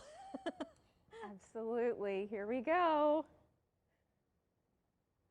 The last image is, wow, look at that. So Amber, can you tell us a bit about what we're seeing here? Of course. This stunning vista of the cosmic cliffs of the Carina Nebula reveals new details about this vast stellar nursery. Today, for the first time, we're seeing brand new stars that were previously completely hidden from our view. There's something you want to point out here? Absolutely. So honestly, it took me a while to even figure out what to call out in this image. There's just so much going on here. It's so beautiful. One thing that really stands out to me is you sort of get this sense of depth and texture from this new data. There's a lot going on. To call out a few specifics, first of all, in general, the Carina Nebula is a nearby star-forming region within our own Milky Way galaxy, about 7,600 light years away. And in this view, we see some great examples, first of all, of hundreds of new stars that we've never seen before. We see examples of bubbles and cavities and jets that are being blown out by these newborn stars. We even see some galaxies sort of lurking in the background up here. We see examples of structures that, honestly, we don't even know what they are. Like, what's going on here? The data is just so rich. And there's something really special about the infrared. Infrared can actually see deeper into these star-forming regions. Absolutely. That's one of the great things about infrared is it really does reveal what's going on here in a really cosmic sense. And in general, what's happening in sort of this overall landscape is we have these gigantic, hot, young stars up here to the top of this rim, and the radiation and stellar winds from those stars is sort of pushing down and running into all of this. This is gas and dust, and of course we know that gas and dust is great raw material for newborn stars and baby planets. But there's a flip side to this story and also a little bit of a mystery, because these same processes can serve to sort of erode away this material and stop star formation. So we have this sort of delicate balance going on of new stars being formed, but at the same time the star formation is being halted. And for me, when I see an image like this, I can't help but think about scale.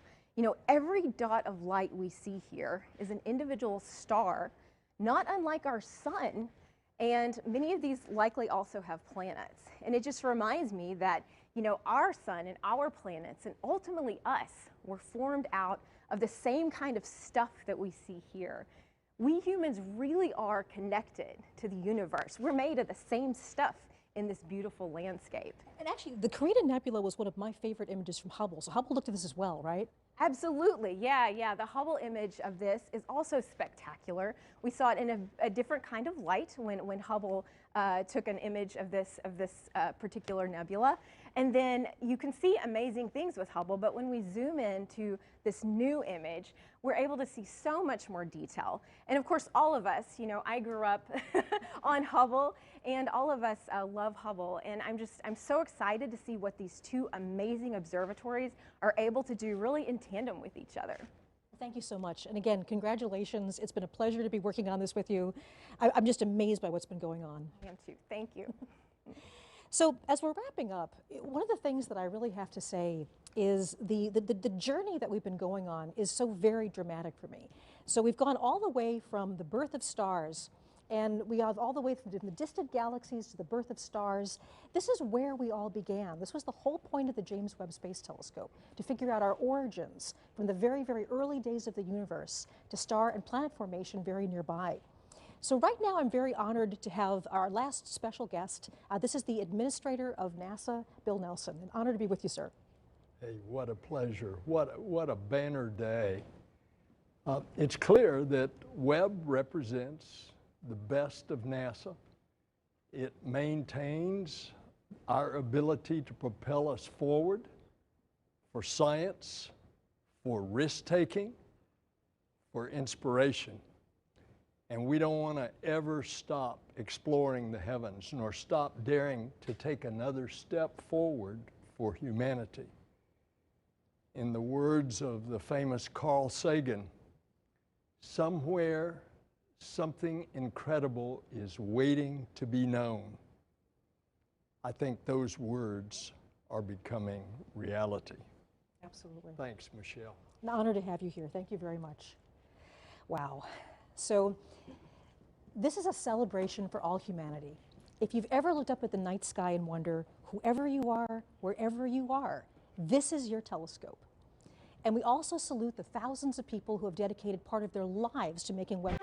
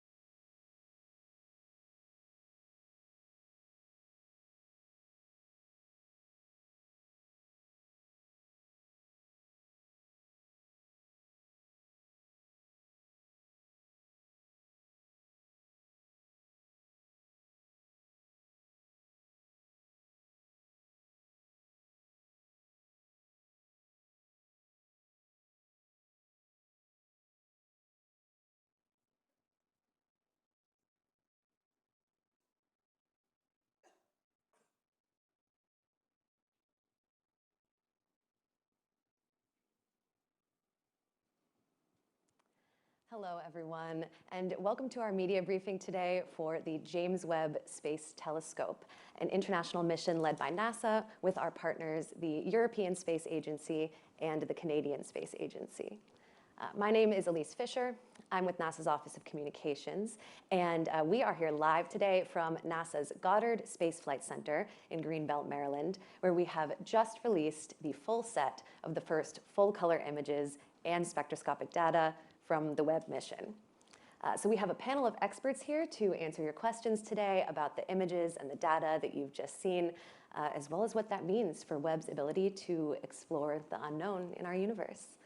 But first, I would like to turn it over to Eric Smith, Webb's program scientist and chief scientist of our astrophysics division at NASA headquarters, for some opening thoughts. Thanks, Elise. Well, this morning we saw the amazing data that Webb has given us. We certainly thank all the scientists and engineers who have spent decades developing this amazing machine. It is now the science community that must take this unbelievable instrument we have been given and turn it into knowledge. Another thing you probably got out of this morning's briefing was that there are discoveries in these data, and because they were more or less practice runs with the instruments, we're making discoveries and we really haven't even started trying yet. So the promise of this telescope is amazing. And of course, as Elise said, we couldn't have done this at NASA without our partners in the European Space Agency and the Canadian Space Agency. I want to thank the scientists who have been supportive and patient for the many years that it has taken us to put Webb together. I know you will be happy with the results that you get out of it. Equally important, this is a telescope for the world, and that's why we want to have you part of the story that we tell everyone. It's important to get this out. The world's vehicle for deepest space exploration is open for business. All aboard. Thank you, Eric. So with that, we will begin to take questions, and I'd like to introduce our panelists who are here to address them. In addition to Eric Smith, we have Nicole Colon, Webb Deputy Project Scientist for Exoplanet Science here at NASA Goddard. We have Christopher Evans, Webb Project Scientist for the European Space Agency. Klaus Pontoppidan, Webb Project Scientist for the Space Telescope Science Institute. We have Renee Doyon, Principal Investigator for the Near Infrared Imager and Slitless Spectrograph, or NIRISS instrument, aboard Webb with the University of Montreal. We have Amber Strawn, Webb's Deputy Project Scientist for Communications here at NASA Goddard. And finally, Jane Rigby, Webb Operations Project Scientist, also here at NASA Goddard. So we are going to take questions today, both here in the room as well as from media who are on the phone lines calling in from around the world. So we have two members of our team who will, if you raise your hand, provide a microphone for you to ask your question. And we'd ask that when you do so, you please let us know your name and your outlet as well. And if you do know which member of the panel you'd like to direct that to, please feel free to note that as well. So let's start with some questions here in the room.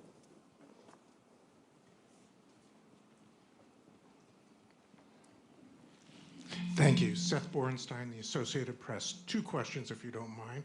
First, for Nicole, for the average person who sort of was hoping to see a picture of an exoplanet, instead we see the spectrum. Can you tell us why that is so interesting and important? Why is that better than a picture, and what does it tell you? And for Eric, if we go back to last night's deep field image, or someone else's better, prefers to answer this. I know, it's too early to say how far back this shows.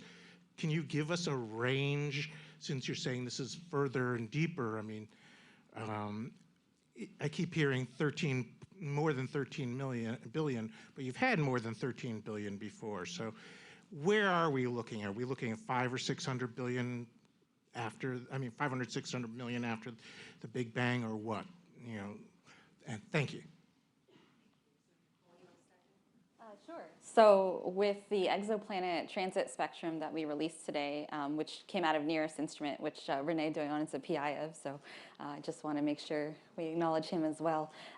That spectrum is definitely an indirect method, right, of how we study exoplanets. And the thing is, compared to direct imaging, so Webb will also do direct imaging and take some pictures of known planets, and it will also search for as yet undiscovered planets with direct imaging.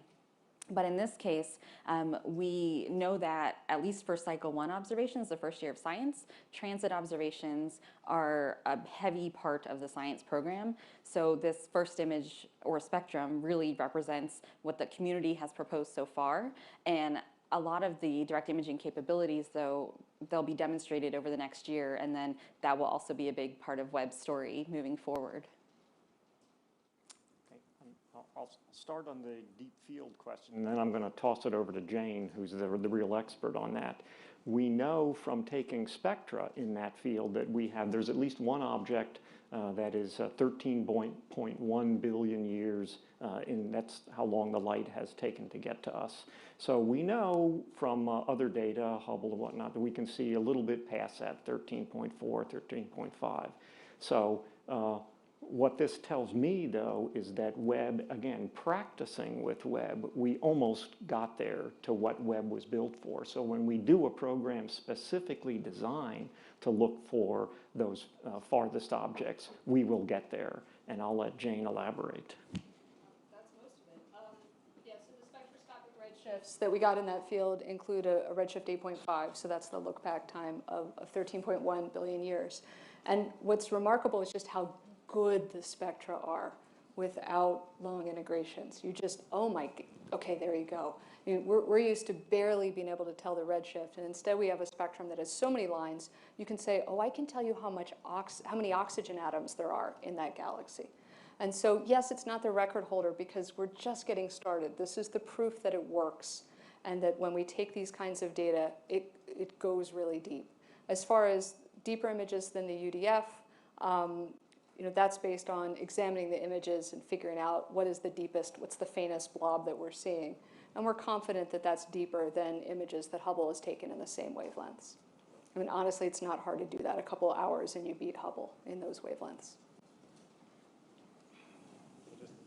Just to follow on from Jane, so we've seen one of the first spectra was shown in the broadcast, and you'll see in the products that we've actually used the NIRSpec spectrograph, the multi-object capability. So we have this deep field taken with NIRCam, and we can use the NIRSpec multi-object spectrograph that was one of the ESA deliverables to observe more than one galaxy at a time. So we can really make the most of this precious observing time. And I think there was 48 in that first test. And again, we'll be doing this, following up these deep fields with this capability to get the spectra of tens of galaxies each time. And those lines just pop right out, and you can do things we couldn't imagine of just last week. So. If I may add, this target is very special because it was observed by all 4 science instruments. For example, NIRISS has a mode to do, like NIRSpec, to take spectra, but in this case it takes spectra of everything with slightly less sensitivity, but instead of a few tens of objects you can observe, there's thousands of objects in one shot you can observe. And so, so this galaxy clusters represent this very tight and strong synergy for all 4 science instruments working together to answer one fundamental question, the origin of the universe. Great, thank you all. We can take another question here in the room. Hi, this is Issam Ahmed from AFP. Maybe for Eric, 2 questions. Maybe the first one is, or for Amber, I'm not sure.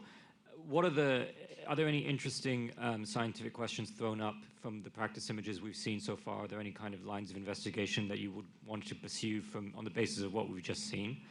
And the second question, maybe, I don't know, Klaus, just for the public's knowledge, how long does it take to sort of process these spectacular images from infrared into these kind of really colorful, beautiful photos we see, and what does that involve? Thank you. Okay, I'm going to let Amber go ahead and take that one. Sure. So with the deep image, of course, the first thing we think about are those very, very distant galaxies. Like Jane describes them, the rubies, scattered across that image. I study star-forming properties in sort of intermediate redshift galaxies and also galaxy morphologies. And for me, the first thing that stood out about that image, in addition to the little red dots, which are great, but was just the astounding detail that you can see in some of these galaxies. You can see star-forming regions in what are almost certainly, very distant galaxies, and they just pop out. There's just so much more detail. It's like, we've used this kind of corny acronym, but it's like seeing in high def, right? And just the detailed morphology structures that we see in this image it's fantastic. All right, so I can answer the other question. So I think on average we spend probably a couple of weeks on each image end to end, from actually getting the data on the telescope, downloading them, and then processing them through this whole process before we got what you see on the screen there. There's a lot of stuff involved, and in some way we know that we're sort of the first science users, like the first people who had to actually take data from the telescope and create a product that you can do science with, or that is such high quality. If you look at the images, but also when you zoom in on it, and you zoom in and you look at details, that every detail you see is going to be real. And I just wanted to highlight as well for the near-spec spectra that we have seen, those amazing spectra that others have talked about. Those were only taken at the very end of June. So in that case, we only had a few days to get those spectra. So this is still a testament for how powerful this observatory is, that you can get the quality of data that you can turn around. For the first time, we're doing this for science, right? In just a few days.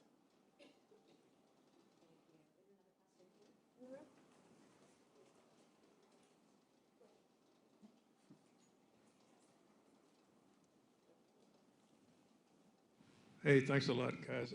Bill Horowitz, CBS News, and this, I'm not sure who to ask this, maybe Jane or Amber. Can you talk about when you saw the actual data and your impressions or your anticipation going in? What I'm trying to understand your reactions as both astronomers and human beings to seeing this thing turn this dream into reality for you. In other words, did it match that? Did the reality match the dream? Do you view this as an incremental step forward for astronomy, or is it, the kind of revolutionary step that Hubble was back in its day? Can y'all just give us a little perspective on? Well, anyway, you got it. You Sure. What I'm saying. Okay. Let me take that. Okay. So I'm one of the 3 commissioning scientists, so I've seen a lot, maybe most of the data that's come down during the 6-month commissioning period. And I will say that for me, earlier than this, that the first focused images that we took, where they were razor sharp, that for me was the one where I had the very emotional reaction of, oh my goodness, it works. And it works better than we thought. And shortly after that, we got a standard star so we could measure how much light was going through the telescope. And that's not pretty, it's just a star, but like, oh my gosh, it really does work. And so for me, definitely, it was I think, personally, I went and had an ugly cry, okay?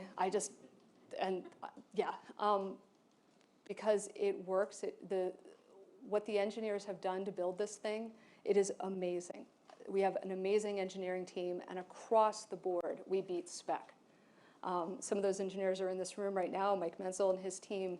They beat spec again and again and again. So I will say, it was a combination of giddy in the room, looking at the data, oh my God, this is great. And then going and having a little sob, because it works. As far as what does this mean? The first thing I did when I came on this project 11 years ago was I made a plot of how deep does this telescope supposed to go versus what does everybody else do? And because nobody had made that plot, I was like, I'm just trying to wrap my head around it. I was like, oh my gosh, we're 2 orders of magnitude more sensitive than other telescopes. And it goes to 3, right? Okay, how could you not discover stuff if you're 100 times more powerful than previous telescopes? So from the data that I've seen so far, from the work that we've seen in commissioning, which is all commissioning data, and then this first week of science, yeah, this is going to be revolutionary. These are incredible capabilities that we've never had before. If I can pick up on this. Yeah, I'm also part of the commissioning team as PI at the FGS and nearest instrument provided by CSA. And, I'm a scientist, so I've been working on this project for 20 years. So we should expect what we saw. But no, several times in the last 6 months, I nearly break my jaw of what I saw. these incredible images, and the first transiting exoplanet spectrum in front of me, coming right out of the box of the data. It was just amazing. And so, and I think our fellow scientists will feel the same thing when we look at the data. These data are just amazing. I think it's fair to say that today we're turning the page. It's a cliche, but it's true. We're turning the page on several new chapters on exoplanet, atmosphere, the early universe, star formation, you name it. And we don't even know what we're going to find. It's exciting. We can take another question in the room here.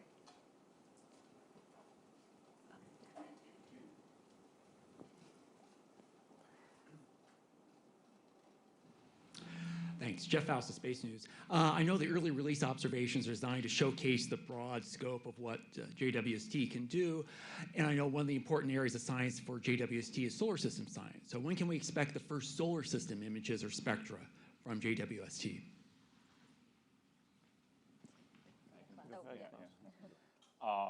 Well, so there have already been solar system observations taken, and so those observations will be released, I think, on Thursday, along with the rest of the commissioning data. So that's when the public will see the first ones. And we're very keenly aware that this is an important science area for the observatory. We also very confident that we know that we can produce wonderful, beautiful data and images for this. And so I have no doubt that we're going to see spectacular things from the solar system soon. It was just an early decision made for the early release observations that we didn't want to have to count on the moving target observations working with it, keeping things not too complicated. As it actually turns out, we probably could have done it, but here we are. Sure. We will come back to questions in the room in a moment, but we actually on the phone lines have media who are live at the Canadian Space Agency headquarters in Quebec. And so we have some media questions on the line that we can go to now. So I'd like to ask our operator to please provide instructions for our phone media to ask questions and take our first question there. If you'd like to ask a question at this time, please press *1 and clearly record your first and last name for your question to be introduced. Again, that is *1. One moment, please.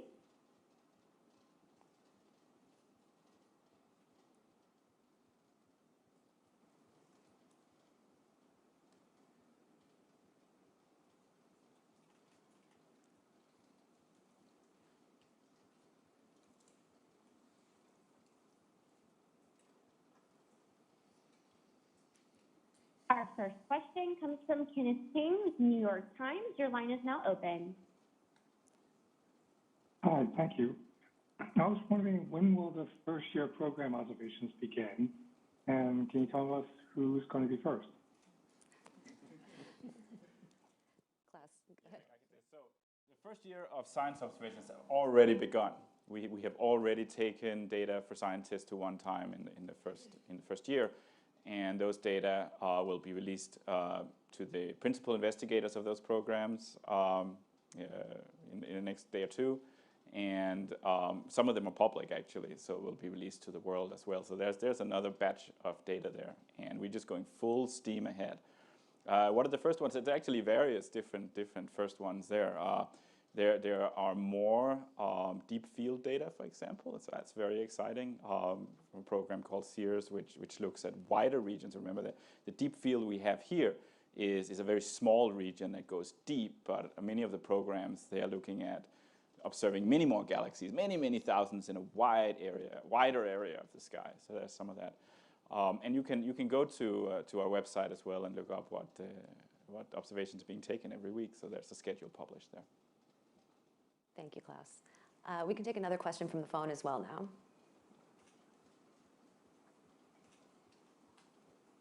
Okay, our next question comes from Andrea Matt with the Canadian Space Agency. Your line is now open. Thank you. This is a question from Raymond Fournier from the Agence Science Presse in Canada for René Doyon. We know the rate of expansion of the universe through Hubble images. Will Webb redefine this? Okay, we don't expect Webb to focus on that, and Webb will very focus on the early universe. I mean, you've seen this deep image, and we don't expect Webb to But who knows whether, I mean, that's maybe a question for James to answer. I think the main way that Webb can contribute to understanding the age and the expansion rate of the universe is the nearby part.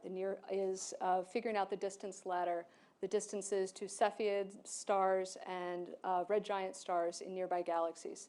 That's what sets that ladder that walks out into cosmological scales. And dust gets in the way of it's one of the, dust is the largest source of error in many of those measurements. And so there are multiple approved programs in the first year to go observe these standard candle or standardizable stars to understand the distances to nearby galaxies, which then lets us leapfrog out and measure the expansion rate of the universe.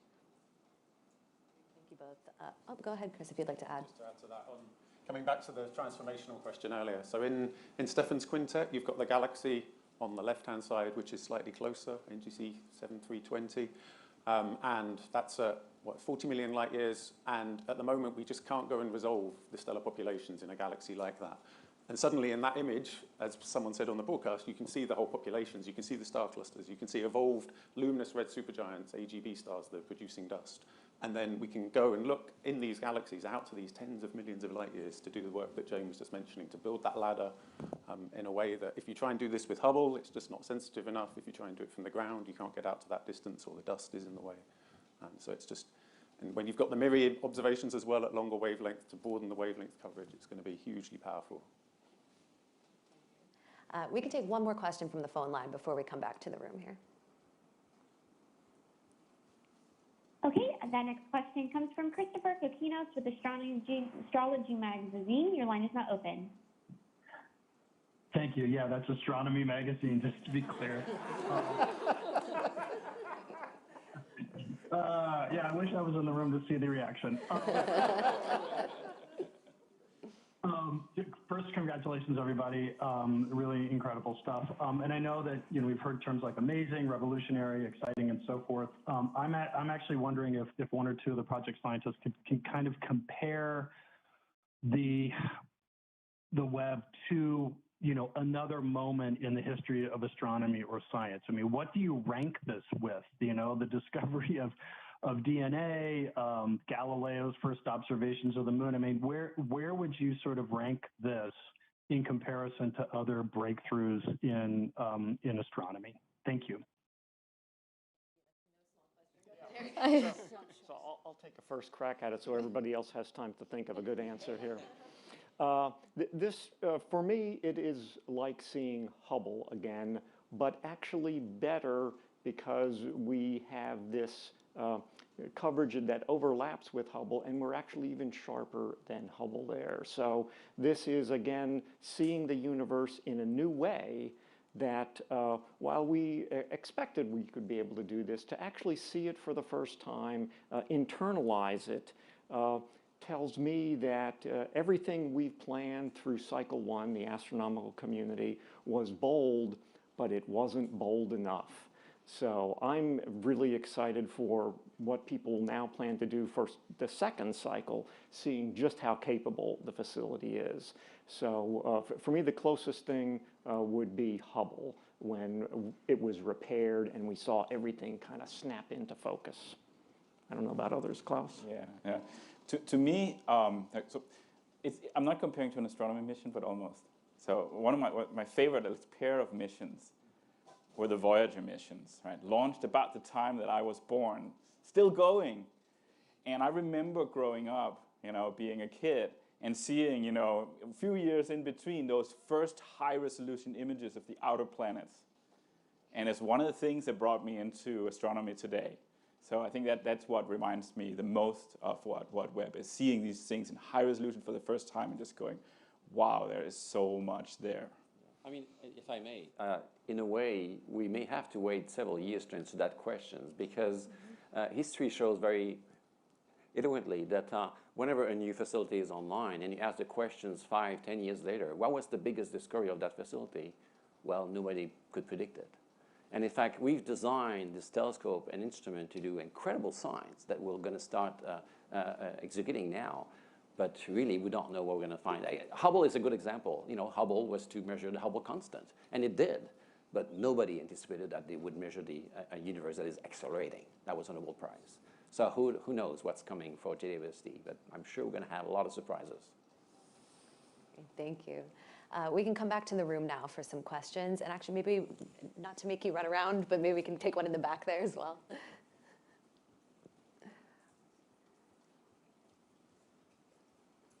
Hey there, thanks so much.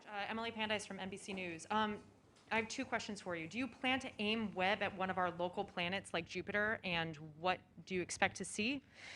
And our closest known exoplanet that we could possibly live on, it's only 4.2 light years away, so it's too far to travel to, but could you imagine its surface at that distance? And we'd love to hear about any plans you have for possibly habitable worlds. Oh, go ahead, James. Sure. I'll take the Jupiter one. We've already pointed at Jupiter. You're actually sitting next to Begonia Vilo, who is part of why we can point at Jupiter. So one of our commissioning tests was to check that we can do moving targets, right? That we can track something moving in our solar system. We had a speed limit of 30, which is as fast as Mars can get. We actually broke through that. We managed to get a speed limit of 67. So we can track faster targets than we promised because the guider works so great. And for Jupiter, we did a test of Jupiter just because Jupiter is so bright that it can be challenging to guide on it and look at the faint things like its moons. But we did that test during commissioning, and it worked, and the data are in the archive. And so there are programs in the first year of science, peer-reviewed approved programs, to study Jupiter and the Jovian system that we now are confident will execute. And then that initial data was just a couple seconds to prove, okay, yes, we can track Jupiter as it moves. Those will go live in the archive later this week. And those Jupiter images are beautiful. So nice. They made me very happy. Great, thank you. And maybe Nicole, Renee, if you want to take the question about exoplanets as well. Sure, yeah. So I can start. So for the closest exoplanet system to us, that one doesn't transit its star. So that's one of the main ways that Webb will be studying exoplanets. So we can't, at the moment, use Webb to study that exoplanet system. However, speaking of, you mentioned potentially habitable planets, we did a countdown with TRAPPIST-1 earlier. Webb will be observing every single planet in the TRAPPIST-1 system. So there's 7 planets, and several of those are considered to be in the habitable zone of that star, which means they have the right temperature that they could have liquid water on their surface. What Webb is going to do is first check whether they have an atmosphere at all. That's our first step in the process. And then check, okay, now, if we confirm there's an atmosphere, what can we tell about the composition? So it's a stepwise type of process, but that's our prime opportunity to study some potentially habitable planets around the TRAPPIST-1 star. So yeah, if Renee wants to add anything to that. Yeah, well, I guess what I can add is that what we've learned so far about exoplanet atmospheres is mostly around gas giants, and mini Neptunes, but we haven't really explored rocky planet. And now we have this rock star system, the TRAPPIST-1 system, as Nicole mentioned, and all 4 science instruments will observe that. Due to the first reconnaissance, as Nicole mentioned, do these planets have an atmosphere, and if so, what is made of? And if we have a hint of an atmosphere, well, you can be sure the community will, put a lot of time to observe these transits whenever they come around. So that's the focus right now. The first year will be TRAPPIST-1. Thank you both. We can take another question in the room, right up here.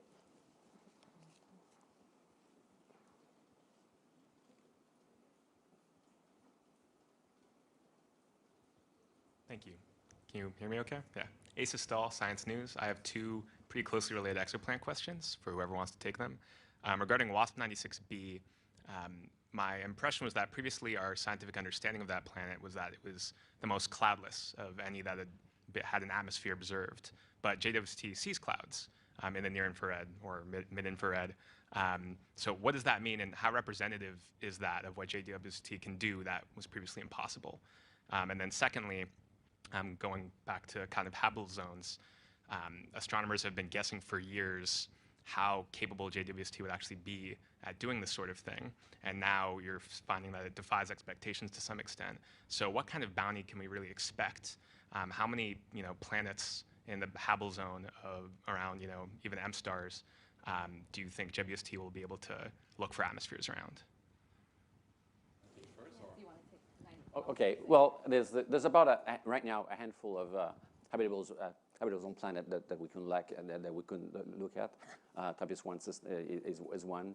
But just to give you an idea about the major step forward we're making today, the main reference for exoplanet atmosphere is Hubble, and it's an incredible machine. And Hubble is saying spectra with with that kind of visions in terms of wavelength coverage. And Webb suddenly will give us, I don't know, I'm going to hit you guys. It's that big, When you combine the wavelength coverage by NIRISS, NIRCam, NIRSPEC, and MIRI, then we have suddenly access to all possible molecules. You've seen these wiggles, right? Hubble can only see one of those. Now we have a much broader picture.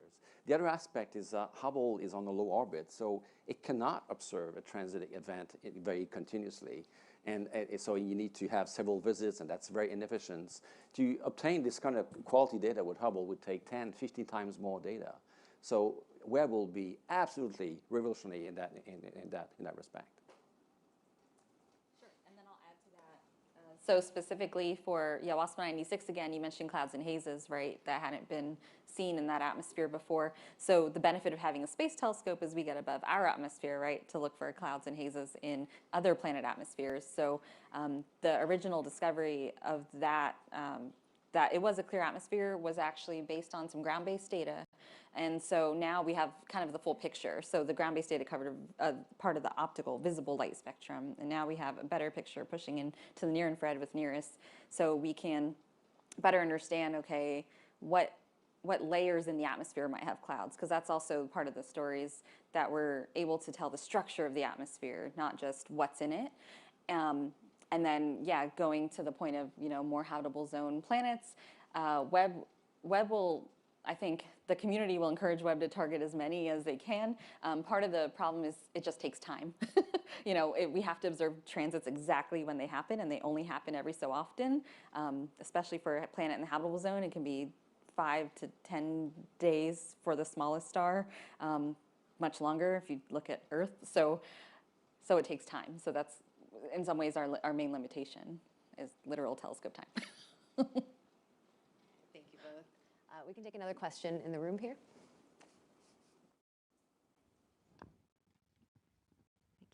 Hi, I'm Marina Corn with The Atlantic. My first question is probably for Jane and Amber. Can you tell us more about the tiny details that we're seeing in that Carina Nebula image?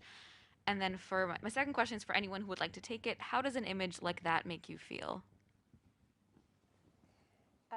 Sure. So for Carina, a lot of the detailed structure we're seeing is due to these newborn stars, because newborn stars are very energetic. They have these massive stellar winds. And so you see these examples of sort of bubbles and cavities, and that sort of structure is all due to the fact that this is this sort of stellar nursery where these stars are being born. And yeah, and that image too, sort of like the deep field, it's just, there's so much in it. If you even look like up at the very top of that Carina image, there's like HH objects that are getting blown out of that star that's on top of the ridge. Yeah, on the very top, little green things, you can hardly see them. But again, it's incredible how much detail is in these images. And yeah, we are just getting started, right? This is literally the first look.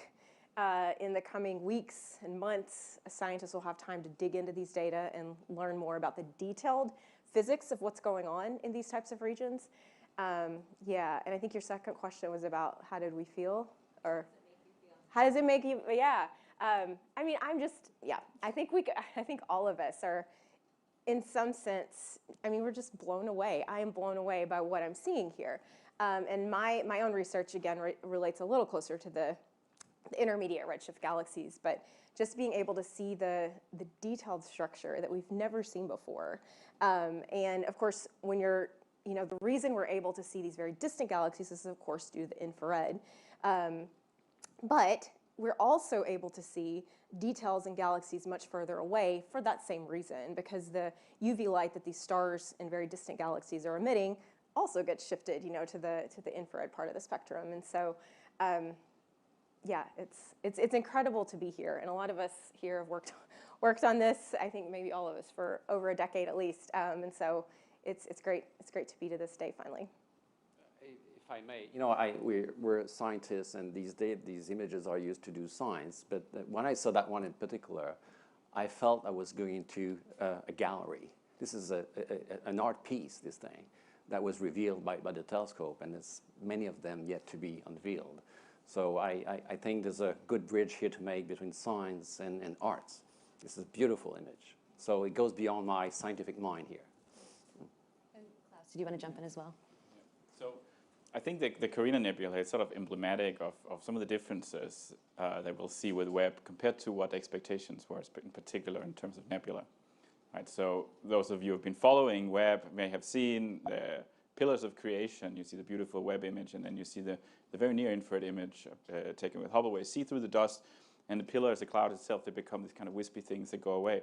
This is not what we will see with Webb. So the Carina Nebula here, that image was really designed with something else in mind. All the structure, you see all the yellow structure, comes from hydrocarbons.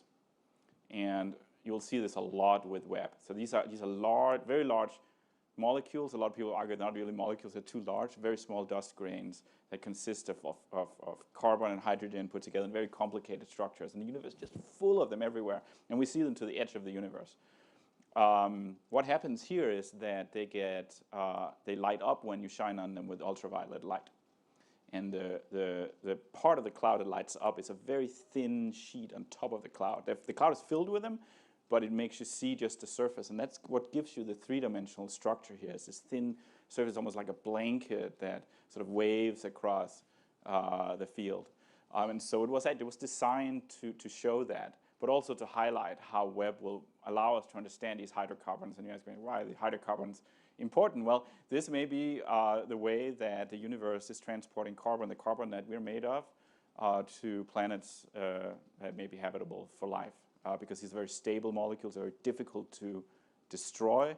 They're hardy, and so they make it all the way to planets in the habitable zones. Go ahead, Eric. So a lot of people sometimes see pictures of space and they think it makes them feel small. When I see these pictures, they make me feel powerful, that a team of people can make this unbelievable instrument to find out things about the universe revealed here. And just seeing that, pride in the team, but just sort of pride in humanity, that when we want to, we can do that. And that was always out there, right? The universe was out, it's been out there. We just had to build a telescope to go see what was there. Yeah, very similar feeling of maybe people in a broken world managing to do something right and to see some of the majesty that's out there. Great, thank you all. We now can go and take a couple questions from the phone again to ensure that those who are dialed in also have the chance to ask their questions. So I'd ask the operator to please, again, prompt for questions on the phone and take a couple more from the phone lines. As a reminder, if you'd like to ask a question, please press *1. Again, that is *1. Our next question comes from Matt Kaplan with Planetary Radio. Your line is now open. Thank you, everyone. Magnificent images, magnificent day. With the WASP 96b spectra in hand, what are you now expecting, or at least hoping for, in spectra from more Earth-like worlds? I mean, how close might we come to detection of those atmospheric components that could indicate life, biological activity? For the question. Maybe Nicole, Renee, if you'd like to start. Sure. Yeah, I can start. So what you've seen with WASP 96 were prominent water vapor absorption features. So those bumps upward actually indicate there's water in the atmosphere absorbing starlight. And so it's very similar as we push towards smaller planets. We mentioned the TRAPPIST-1 planets in particular. These are the best targets right now that are small, rocky, Earth size, with a few of those planets in that system in the habitable zone of their star. We're also going to be looking for evidence of water, and as well as other molecules that contain carbon and hydrogen. So that's methane, carbon dioxide, molecules like that. When you combine all that together, you can understand the content of the carbon, oxygen, hydrogen, and that's important because those are some of the basic building blocks of life. So we're hopeful that we'll see those data come out and reveal the spectra of those atmospheres. And I think we'll just have to wait for time to reveal the story. And then Renee, if you would like to add. Yeah, I just want to add that of course, we're looking at the system that we know now, but you can expect many more exoplanet systems to be unveiled, and there's, the test missions are already finding a lot. One thing that it is predicted to exist, these water worlds, planets that have a rocky core with thick oceans around them. And the only way to unveil the system is to detect the water features in their atmosphere, and you can expect Webb to be able to do this once we have a target that it looks like a water world. So yeah, there's many new discoveries that we can expect, but focus on relatively small planets, and the majority of them will be around M dwarfs, these very small stars, because it's just much easier to detect the atmosphere around these small stars. Thank you both. We can take another question from the phone lines as well. Our next question comes from Ken Kramer with Space Up Close. Your line is now open. Oh, wow. Thank you. Well, congratulations on all your hard work and the great success here. I'm really interested in the exoplanets, but let me ask you about WASP. I wonder if you talked about the water vapor, but have you detected anything else? Any oxygen, any ammonia, any hydrocarbons? Are you still working on that? What do you hope more to see out of that? Thank you. So this was definitely, the first look, right? These data have hardly been analyzed. So this is kind of what comes out of the box. And so there's a best fit model that's shown on the first spectrum here. But you could see without the model by eye, right, the features that are due to water. The model is, we call it a best fit model, but it's barely scratching the surface of what we're going to learn. We are expecting to learn really precise water abundance constraints. So not just detecting that there's water in the atmosphere, but how much water is there and the implications for the overall composition. And along with improving the models, because these images, again, were just early release, not detailed, studied in depth yet by scientists, that when you add more to the model, you can understand and pull out, as you're asking, whether there's ammonia or other features. Methane, carbon dioxide are two of the other ones that we would expect in this wavelength range as well. So I think we'll just have to wait for scientists to get at the data and go, work it with their models to learn more.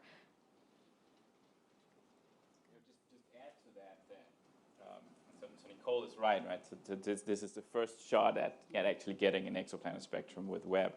So one thing is the model, right? But when you're looking at the kind of precision we have here, 100 parts per million, you're into a regime where you're depending on details of how the instrument works, how the detector works.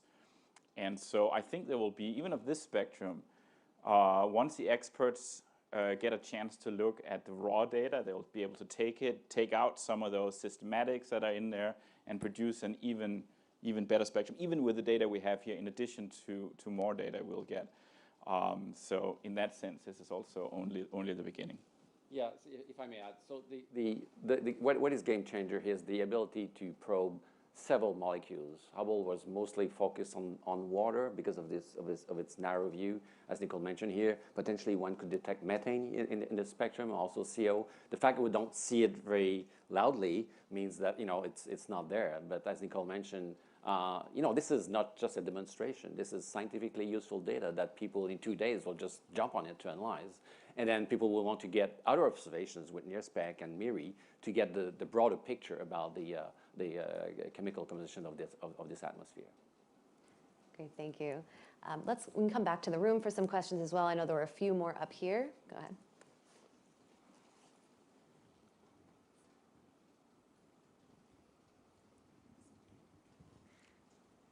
Hi, I'm Rebecca Sohn from Space.com. I had two questions. My first is for anyone who wants to answer. I know you keep saying that, in the coming days and weeks and in the next year, people will analyze these first images and others and sort of find out more. Do you have a favorite sort of expectation that you're hoping to find out more about just these first images? And my other question is specifically for Eric. Now that sort of the first images have been released with this telescope, I know that a lot of people are sort of not satisfied with the name James Webb because of his association with discrimination against LGBT people. I wanted to ask if the sort of name is sort of a done deal. Because the latest there is that if you've been following, our historians have gone back to conduct some additional research in archives that were recently reopened after they'd been previously closed due to COVID-19. So they are compiling that research into an update that we'll be looking to share soon, but I'm happy to follow up with you on that statement after the fact. And I think your other question was about excitement for the coming year in terms of what targets might be coming up. I don't know if there's anyone who wants to Specifically with these first images, like what are you hoping to find out with sort of further analysis? Who wants to jump in? Go ahead, Chris. So they didn't have time to necessarily show it earlier. In Stephan's Quintet, there was a lot of excitement immediately after the broadcast of the spectroscopy in there as well. So we've got an integral field unit in both NIRSpec and the MIRI instruments where you can slice up the spectra and scan through in wavelength.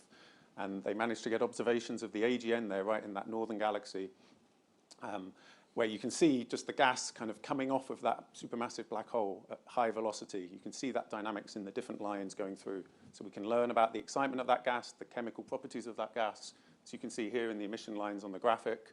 And then you can see the sight line as well into the region kind of around the central supermassive black hole for the first time. And so we think the mass of this black hole here, it's a few times more massive than the mass at the black hole at the center of the Milky Way. And then there was another plot where you can start to see the velocities of that gas. So on this one, so at the bottom there, plus or minus 200, doesn't sound a lot if you see kilometers, but that's per second. So if you think of that in miles per hour, these are tremendously powerful jets coming out of this AGN. This is kind of to the moon and back in an hour. And we can learn about the processes in this gas and what's happening around the black hole for the first time by the power of this spectroscopy. And that's just, I think, going to be a real huge, exciting leap forward. Is it true, Chris, that the power of those outflows from the AGN, they have enough power to disrupt the whole galaxy, like to change the rate it forms stars and so on? So yeah, we get this process called feedback, where that then, in the same way as we're looking in Carina, where you've got that ionization coming and triggering star formation or influencing star formation, we can then look at the feedback of this huge powerful outflow from this galaxy and the impact that has on the environs there as well. And then you can also see the molecular gas further in around the central black hole. Yeah, if I may, this data set is so rich. As I said, it was observed by all 4 science instruments, and the nearest instrument actually got a shot of taking spectra of everything. And what we see there is there's a background galaxy that is with lots of distortion. And in fact, this is the same galaxy appearing twice in the image. But when you look at the image, you don't really know that it is the case. But by taking a spectrum of it, actually, we have proved that this is the one, this is another one. It shows that these 2 arcs are exactly the same galaxies. And that was worth 3/4 of an hour worth of observations. So it's just amazing. It's as Jane said this morning, you take that data before breakfast. And we're going to get much more of that in the coming years. Again, all these images represent 120 hours. Well, there's 6,000-7,000 worth of time in a year after year. So it's an incredible amount of data that will come down. And I think it's also important to note that just like with Hubble, these data, a lot of programs do have proprietary time, a 12-month proprietary time for the PI. But then after that, it's all public in the archive. And a lot of the data actually in the first 6 months of this mission will be public immediately, including these early release science programs, some of which have already been taken that you've heard. And so this is data, this is a telescope for the world, for scientists everywhere to be able to start to dig in very soon and do real science with this data. Great, thank you all. We can take another question from the room. So we have some over here. Thank you so much, Joel Achenbach with the Washington Post. To follow up something Marina asked earlier, to explain the Carina Nebula. Can we look at the Southern Ring Nebula, and can someone explain a little more about what is going on there? What is the story of that dying star? Why is it dying? Are we sad about the star dying? Apparently there are two stars, not one star. It looks like a nice swimming hole in space. It's a beautiful image, but we need the story maybe a little bit more, if someone could do that. Thank you. Yeah, so what you have here is a star that's dying. It's not just any star. This is a star that is much like the sun, or at least like the sun will be in 5 billion years when the sun dies. So what happens here is that when stars like the sun die like this by pushing out their outer layers, is that they essentially seed the galaxy with elements like carbon and oxygen, and that's where a lot of the carbon oxygen comes from, like we're made of. So there's a life cycle of stars, right? So this is the end for this star, but it's the beginning for other stars and for other planetary systems. So the carbon and oxygen and other elements that this puts out will eventually end up creating planets somewhere else in the future. So I think that's really the basic story here. And what Webb allows us to do is to understand that in much greater detail. What you'll see when you zoom in on this picture, for example, is the turbulence of the flow. There's so many clumps and structure in that, and that tells you something about how the star manages to push out its outer layers. You know, how that physics works, so we can understand how many of the elements actually come from this type of object. We can also measure, how much of the elements. And in this case, it probably creates some of these hydrocarbons I talked about earlier that you see in the Carina Nebula, hardy carbon-bearing molecules that again ends up in planetary systems. So by understanding the formation, again, we'll understand why there are so many in the universe. Seeing to the edge of the universe. So it's really understanding where we come from that is in this story. Thank you. I think we had some other questions over here as well. Go ahead. Hi, Brandon Lewis with the NASA Social. I think a common question many people would wonder is this actually how it looks? And with a broader spectrum of light being captured than Hubble, how do you go about deciding which color channel to assign in the RGB color spectrum? And how would that look compared to how we actually see it? Thanks for the question. Who would like to jump in on that one? Klaus again? All right, so the color images here are created using infrared colors. And I just want to emphasize that infrared colors are just as real as visible colors. In fact, there are more infrared colors than there are visible colors. Just because our eyes can't see them doesn't make them colors. And so if you look at the electromagnetic spectrum, the visible light, we can see it's just this tiny sliver of the whole electromagnetic spectrum. So what we do with Webb is not making up colors. Or doing something odd with them. Like for example, we use what's called chromatic order. So we assign to the blue color an infrared color that is bluer, that means has shorter wavelength than a red color. And so we always maintain that order. Blue color means shorter wavelength, red color means longer wavelength in these images. And so you can think of it much more as say a translation of a language you don't understand. Right? So you take the light and these colors, you translate it into the visible spectrum. So that if you had infrared eyes that were sensitive to this light, this may be what you would see. And there's no difference in the reality of this compared to the reality of the visible images you see with Hubble. Okay, thank you. If you had 6.5 meter diameter eyes in the infrared, this is what you would say. All right, great. It looks like we have another question from here in the room. Hello. Yes, my name is Kevin McLeod, and I'm from NASA Social. I'm also the curator of Deaf Eyes to the Sky. I have a question from my group. Just what was your priority in the observations from this week, in this coming week? What are your priorities in the observations? Okay, thank you. I was going to say for EROs, or feel free to jump in, Eric. Yeah, well, as we talked about earlier today, they are executing normal science. And so those are priority order assigned by where the telescope was in the sky, what was visible, which instruments were ready at the time the observation came up. So those are going on right now. ERO priority was picked essentially on beauty and how informative and how interesting the science story was for each of those. And if Klaus can give you more detail on how they were individually picked, if you want to. Yeah. So ERO, the targets here were really picked for the, as Eric said, for their potential for making beautiful images, but not just beautiful images, but also beautiful images that highlight something different about Webb. Right. So that's why we pick a star-forming region. The star-forming region is beautiful, but we knew that we'd also be able to see new stars poke through all that dust because we used the infrared light. For the exoplanet, it was picked because we knew it would have strong features, so that we had a high chance of detecting, say, water in this case here, and show this in a beautiful way. And so that sort of went through all of that. And then, of course, the targets had to be visible at the time that they were observed, and so that made the final down select. Let me just add for the science programs that we're going to do in the next year.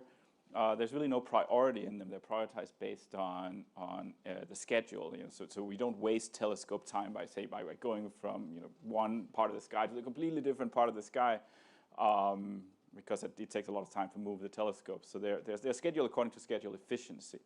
With one exception is that there is a program called the Early Release Science Program, which is about 500 hours that was selected a couple of years ago. This is very different than the early release observations. This is a peer-reviewed, ERS, peer-reviewed program made by the community. But the point of that is to make sure that there's even more data available from all the instruments and all the modes, spanning a wide range of science that is public immediately, has no exclusive access, period. And so they get priority because we want the community to have as much data available, in particular by the time they get to propose again, right? So think about this.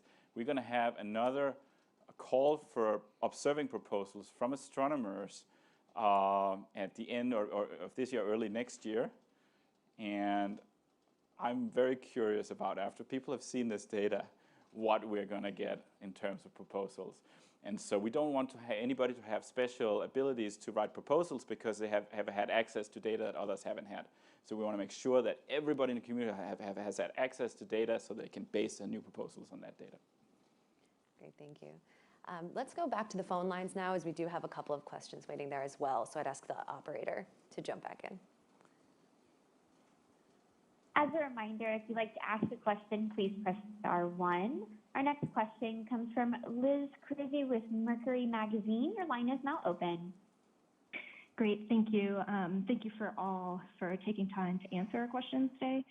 So someone earlier, and I apologize that I don't recall who it was, said that cycle 1 proposals and observations, it turned out, aren't bold enough. So my question is, what would you like to see? How can you push JWST's capabilities further, or as far as they can go? So I accuse the community of being timid on cycle 1. And I don't mean that they weren't thinking to use a new capability that they had with that Webb was going to bring online. But of course, they couldn't know just how good Webb was going to be when they wrote those proposals. So there's probably some conservatism built into the number of targets they wanted, or how long they think they might have to expose, and so they won't get as many targets because it's going to take longer.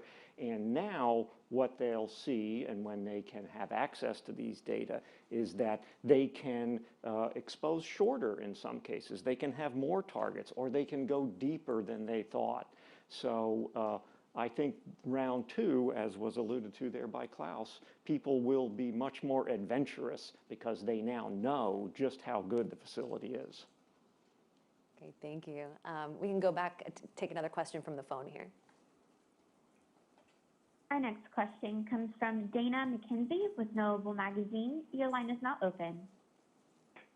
Hello, thank you. I want to ask again about the Southern Ring Nebula images. So I guess I'd be interested in if you could contrast what you can see in these images compared to what you could see from Hubble. Are there things that you can now spot that you couldn't before? And in particular in the news release, it talked about seeing separate shells around the nebula. And I was wondering if you could see these before or not, and how many shells are there, and what does that tell us about the history of this particular nebula? Go ahead again. I can say. All right, so there were a couple of questions there. First of all, what do we see that Hubble doesn't see? I think there's a key thing we see with Webb, and this goes beyond the Southern Ring as well, is that Webb sees molecules, it sees chemistry. Like Hubble mostly sees atomic gas. What you're looking at is different energies, different temperatures. So Hubble sees the very hot stuff, Webb sees the colder stuff, and this is where you transform the gas from this hot atomic gas to one that creates molecules. And as I alluded to earlier, the molecules become important because this helps material transition through the interstellar medium to new stars and new planets. And so you see all the red stuff there in the Webb image is molecules that you just didn't see with Hubble. Yeah, you do see a number of those shells here. I've just counted them by eye. I mean, anybody can do that. As far as I got with it, right? There's probably a handful of those, and those come from as the star was dying. In its last dying throes, it starts to shake. It pulsates, right? And then at the end of that, poof, it comes out. So you see what the star did just before it created this planetary nebula. I find it fascinating because it's like geological layers, and you can see the history of its last moments. Yeah, if I may add, you mentioned colors and molecules that Hubble cannot see, but more fundamentally, it's the sharpness of the images. You know, this is the bigger your telescope is, the sharper your images are. And here, this is 3 times Hubble, so we can see much more details of everything we observe with Webb, and that's a big difference. And Chris, if you'd like to jump in too. Just very quickly, if you just do this comparison, you can see the longer wavelengths with Miri, that hidden star just pops straight out. You've got the dust-obscured white dwarf in there. We can really then look at kind of how the binaries influenced the different structures that Klaus was just talking about. And it's by having that long wavelength for the first time with this fidelity and sensitivity that you just pop straight out, and then we can kind of try and reconstruct the history of it and the different layers. So. Yeah, and it's a wavelength reach of that, right? Because yet again, we can see so many infrared colors, and that allows us to see so much more physics and chemistry at the same time with the same telescope. Great, thank you. Then let's go back to the phone for one more question before we come to the room again. Next question comes from Matteo Rainey with Physics Magazine. Your line is now open. Hi, congratulations to everybody. Seeing the richness and the details of these images, I can only imagine what is going to come over the next years or so. I was going to ask about the plan to analyze this massive amount of data, making data public, sort of artificial intelligence kind of analysis and things like that. How are you going to handle this data? Thank you. All right, so let's see. So we're going to release the raw data for astronomers and planetary scientists from what we saw today tomorrow. That'll open in the archive. And then the next day, today is Tuesday, yes, Thursday, all the commissioning data gets opened up. So that's something like 40 terabytes of data. So everything we've been seeing, that's multiple processings, but everything we've been squinting at, gazing at, wrestling with, trying to make, all of that in commissioning will go public on Thursday. So that's going to be fun. And in fact, I think they're going to do an Amazon, the Institute's doing some stuff to handle the load by putting it on the cloud, figuring everyone's going to grab it. So all of that goes out this week, and it's open for the community. Also for the scientists, we put out a document summarizing the science performance, a very technical document that is available on the Institute's website as well. So That's out today as of 1 o'clock. Yes, so that's out as well. As far as AI, people are going to use lots of different approaches on these data. And I just want to make it clear that this is just the very beginning. This isn't this isn't the kind of press conference where we have a polished result that's taken years of effort, and the effort is the telescope. The telescope works, and these data demonstrate that the telescope works. But the science results are going to be rolling out from here on in. People are going to use lots of different techniques to get as much science as they can out of the data. You're saying Amazon Prime Day is really the 14th. It's going to be fun to see what the server load is. Yes, I think. Yeah, can I just mention it? So of course, it's not us. It's not us who is going to do all the analysis of this data right there. There are literally thousands of astronomers out there. And we know this because these are the people who are represented even in the first cycle of proposals.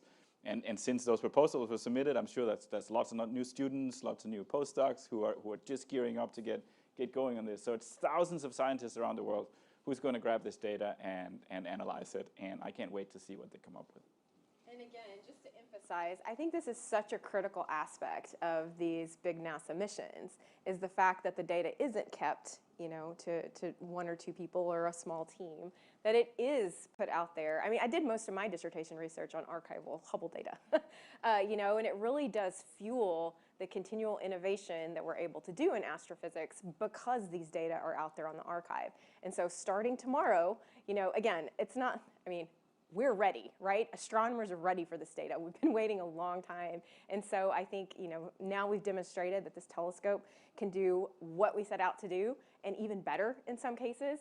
And there is a whole world full of astronomers that are eagerly waiting to jump on this data as soon as it's public.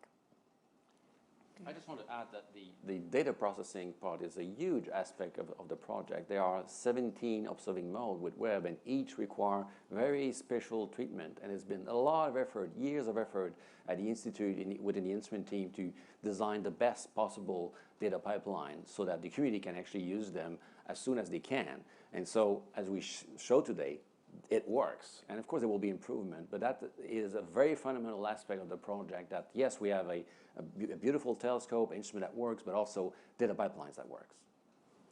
Thank you all. I know we have a few more questions in the room here. Go ahead.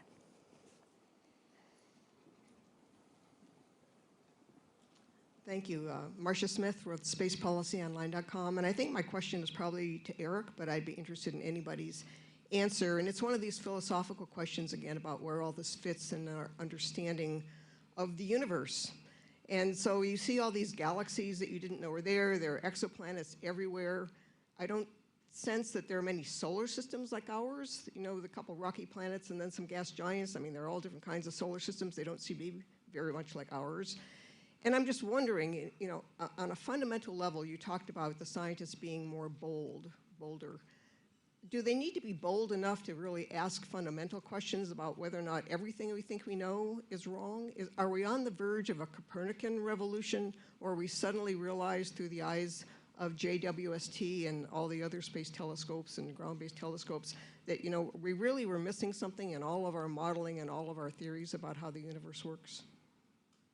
So I'm happy to start with that, and I'll pick two specific cases. The distant universe case, the watching the universe turn the lights on, and then I'll talk about exoplanets. So we have seen the surface of last scattering in the cosmic microwave background. We have seen the infant picture of the universe. And with current telescopes, we've gone back to when galaxies were sort of young children. We're missing that evolution in between. And so in those hundreds of millions of years, the universe forms its structure that we know today. We have theories of how that worked, but this is the facility that we can use to test that. This is something we know, and this is what we built Webb to do. So I expect it will be interesting. Will it be transformative? I'm not certain, but it's what we built this thing to do. Now, the general capabilities that are associated with that allow us to do many other things, most of which we probably don't know today. But in exoplanets, which we didn't build this for, we will begin to really do detailed science of the multiplicity of worlds. You're right that our solar system looks unique now, and so with this, we'll begin to say just how unique is the place that we live. Are there other places like it? I think that'll be the first transformational discovery that comes out of Webb, the habitability question that it'll be used to ask. Go ahead, Chris. Can we get the image of the deep fields with the near-cam and mirror image? I think, just as an excuse to show this, so this was kind of one of the European contributions was towards the MIRI instrument, but just on the left here you have the deep field with including the MIRI wavelengths and just the colors here and the different galaxies. I think this is an area where kind of everyone's just looked at this and gone, what are we looking at, right? Like, and the whole community is just going to get stuck into this immediately, and there's just going to be a huge leap in what we can do, again, by having this huge wavelength coverage for the first time. And just by looking at these, kind of comparing them immediately, you can start to pick things out that people will already be, I'm sure, writing proposals for ground-based telescopes to try and follow things up. And it's just going to catalyze a whole chain of lots of papers in the coming weeks. It's been mentioned a couple of times, but we don't know what we don't know yet. And I think it's true that every time we launch a revolutionary instrument into space, like Hubble, we learn things that completely surprise us, that do cause us to sort of change our fundamental understanding of how the universe works. And of course, dark energy is like our generation's example of that. Who called for that, right? Nobody expected that. And we still don't know what it is. There's still so much work to do for that. But I think the point is that it was totally unexpected. And so it's hard to imagine what we might learn with this 100 times more powerful instrument that we really don't know yet. So I think that's definitely possible. Maybe add something to the planets and the habitability and the questions of that. So one of the big questions I have, right, this goes to Webb being able to better understand the zoo of exoplanets.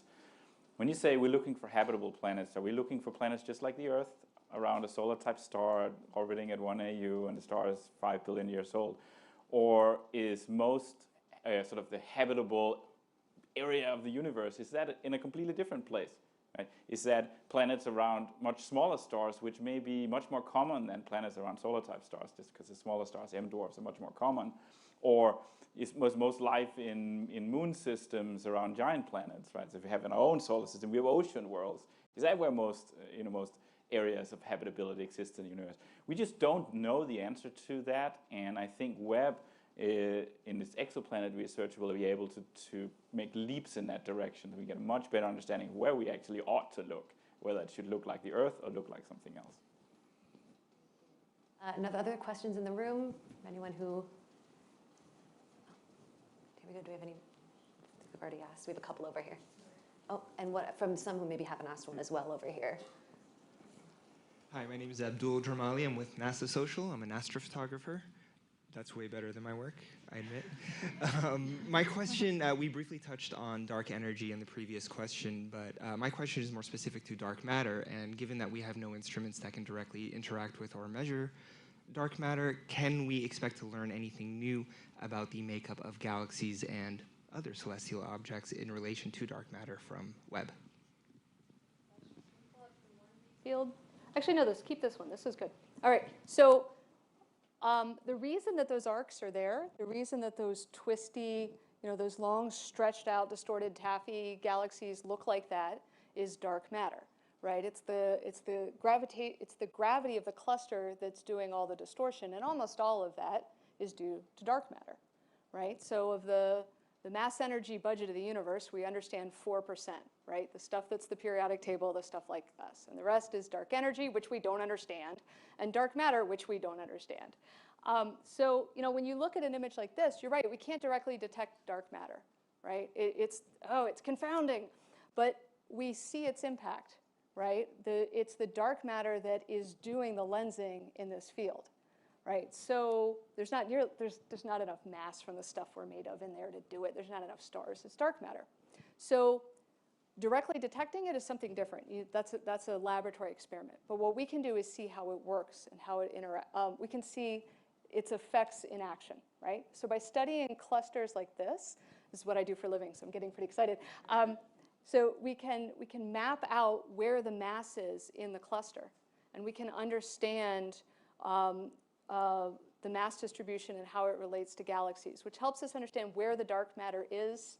And that's an indirect way to get at what the heck is going on with dark matter. But it's the most powerful tool we have astrophysically to do that, is this type of lensing experiment.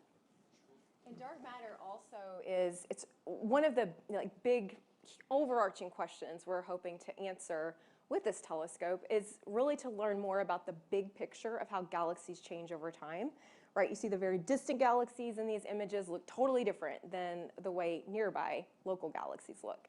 And sort of putting together that picture of how galaxies change, really important. And we know that dark matter has to have a key role in that because we know all the galaxies that we see are surrounded by this dark matter. Dark matter is sort of the scaffolding of the universe that galaxies sit on. And so this process of how galaxies change over time has to be due really critically to how the dark matter works in the universe. And so even just by studying that overall process of galaxy evolution, we're going to be able to learn more about how dark matter works. Thank you. And we have time for maybe one or two more questions here, and I know there are a couple over here. Hello, I'm Elle Joy. I'm a guest of the NASA Social and host of Sunday Civics. It was said in the program earlier, and I know this from different missions, that there's a lot of science and invention that went into developing. And then also from missions and NASA work in general, there are a lot of things that transfer over from space and science to the regular world. And so can you talk a bit about, I know there's one thing so far that has transferred in terms of LASIK surgery or something, but what other things could we expect or look at that could come to the regular world or to regular people from NASA science and missions? I can start off with one. So you mentioned the LASIK device, and that came from how we had to measure our mirror segments, the accuracy. We had to measure the surface of those, and that turned into a commercial product. There are some other products and processes that were invented within industry that changed how they did business. And so this might not be something that shows up in your optometrist's office or on your kitchen table, but a whole industry learned a new way to bond materials together, to glue composite structures together. And so a lot of invention we may not see directly here in the room, but it changes how industry works. And that's one that was a big one for us. And the company that invented that. And I know folks at Northrop Grumman also had to invent some new processes in their own manufacturing of space vehicles. So that's a big part of this turning NASA research into regular industry products. Thank you. And this is the last question that we have time for, so we can go ahead with one more up here.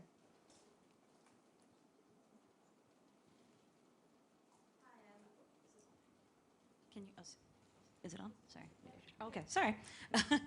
Catherine Troach with NASA Social. You said that the data will be available for astronomers, citizen scientists. Will we have an opportunity to play with some of the data? Will there be projects like the Cloud Spotting on Mars project that's happening on Zooniverse right now? I should have specified, so I made the mistake, so let me fix it. Yes, anyone can download the data if it's, some of the data have a period where they're, up to a year period where the team that proposed it gets a head start, and then it goes public. But anyone in the world can download the data, so I should have specified. So you're asking about in particular programs that will involve citizen science where they'll have higher, so those presumably are going to kick off, but we need data first. Right, so let's get the data flowing, and then yeah, there's going to be lots of opportunities, right? I mean, for one thing, look how many galaxies are in these fields. If you pull up, can we pull up Stephan's Quintet? For me, what was surprising about Stephan's Quintet was just how many galaxies are in the background, right? Everywhere is a deep field, and that's been true since the first focus images got photobombed, right? Like it's just they're always there.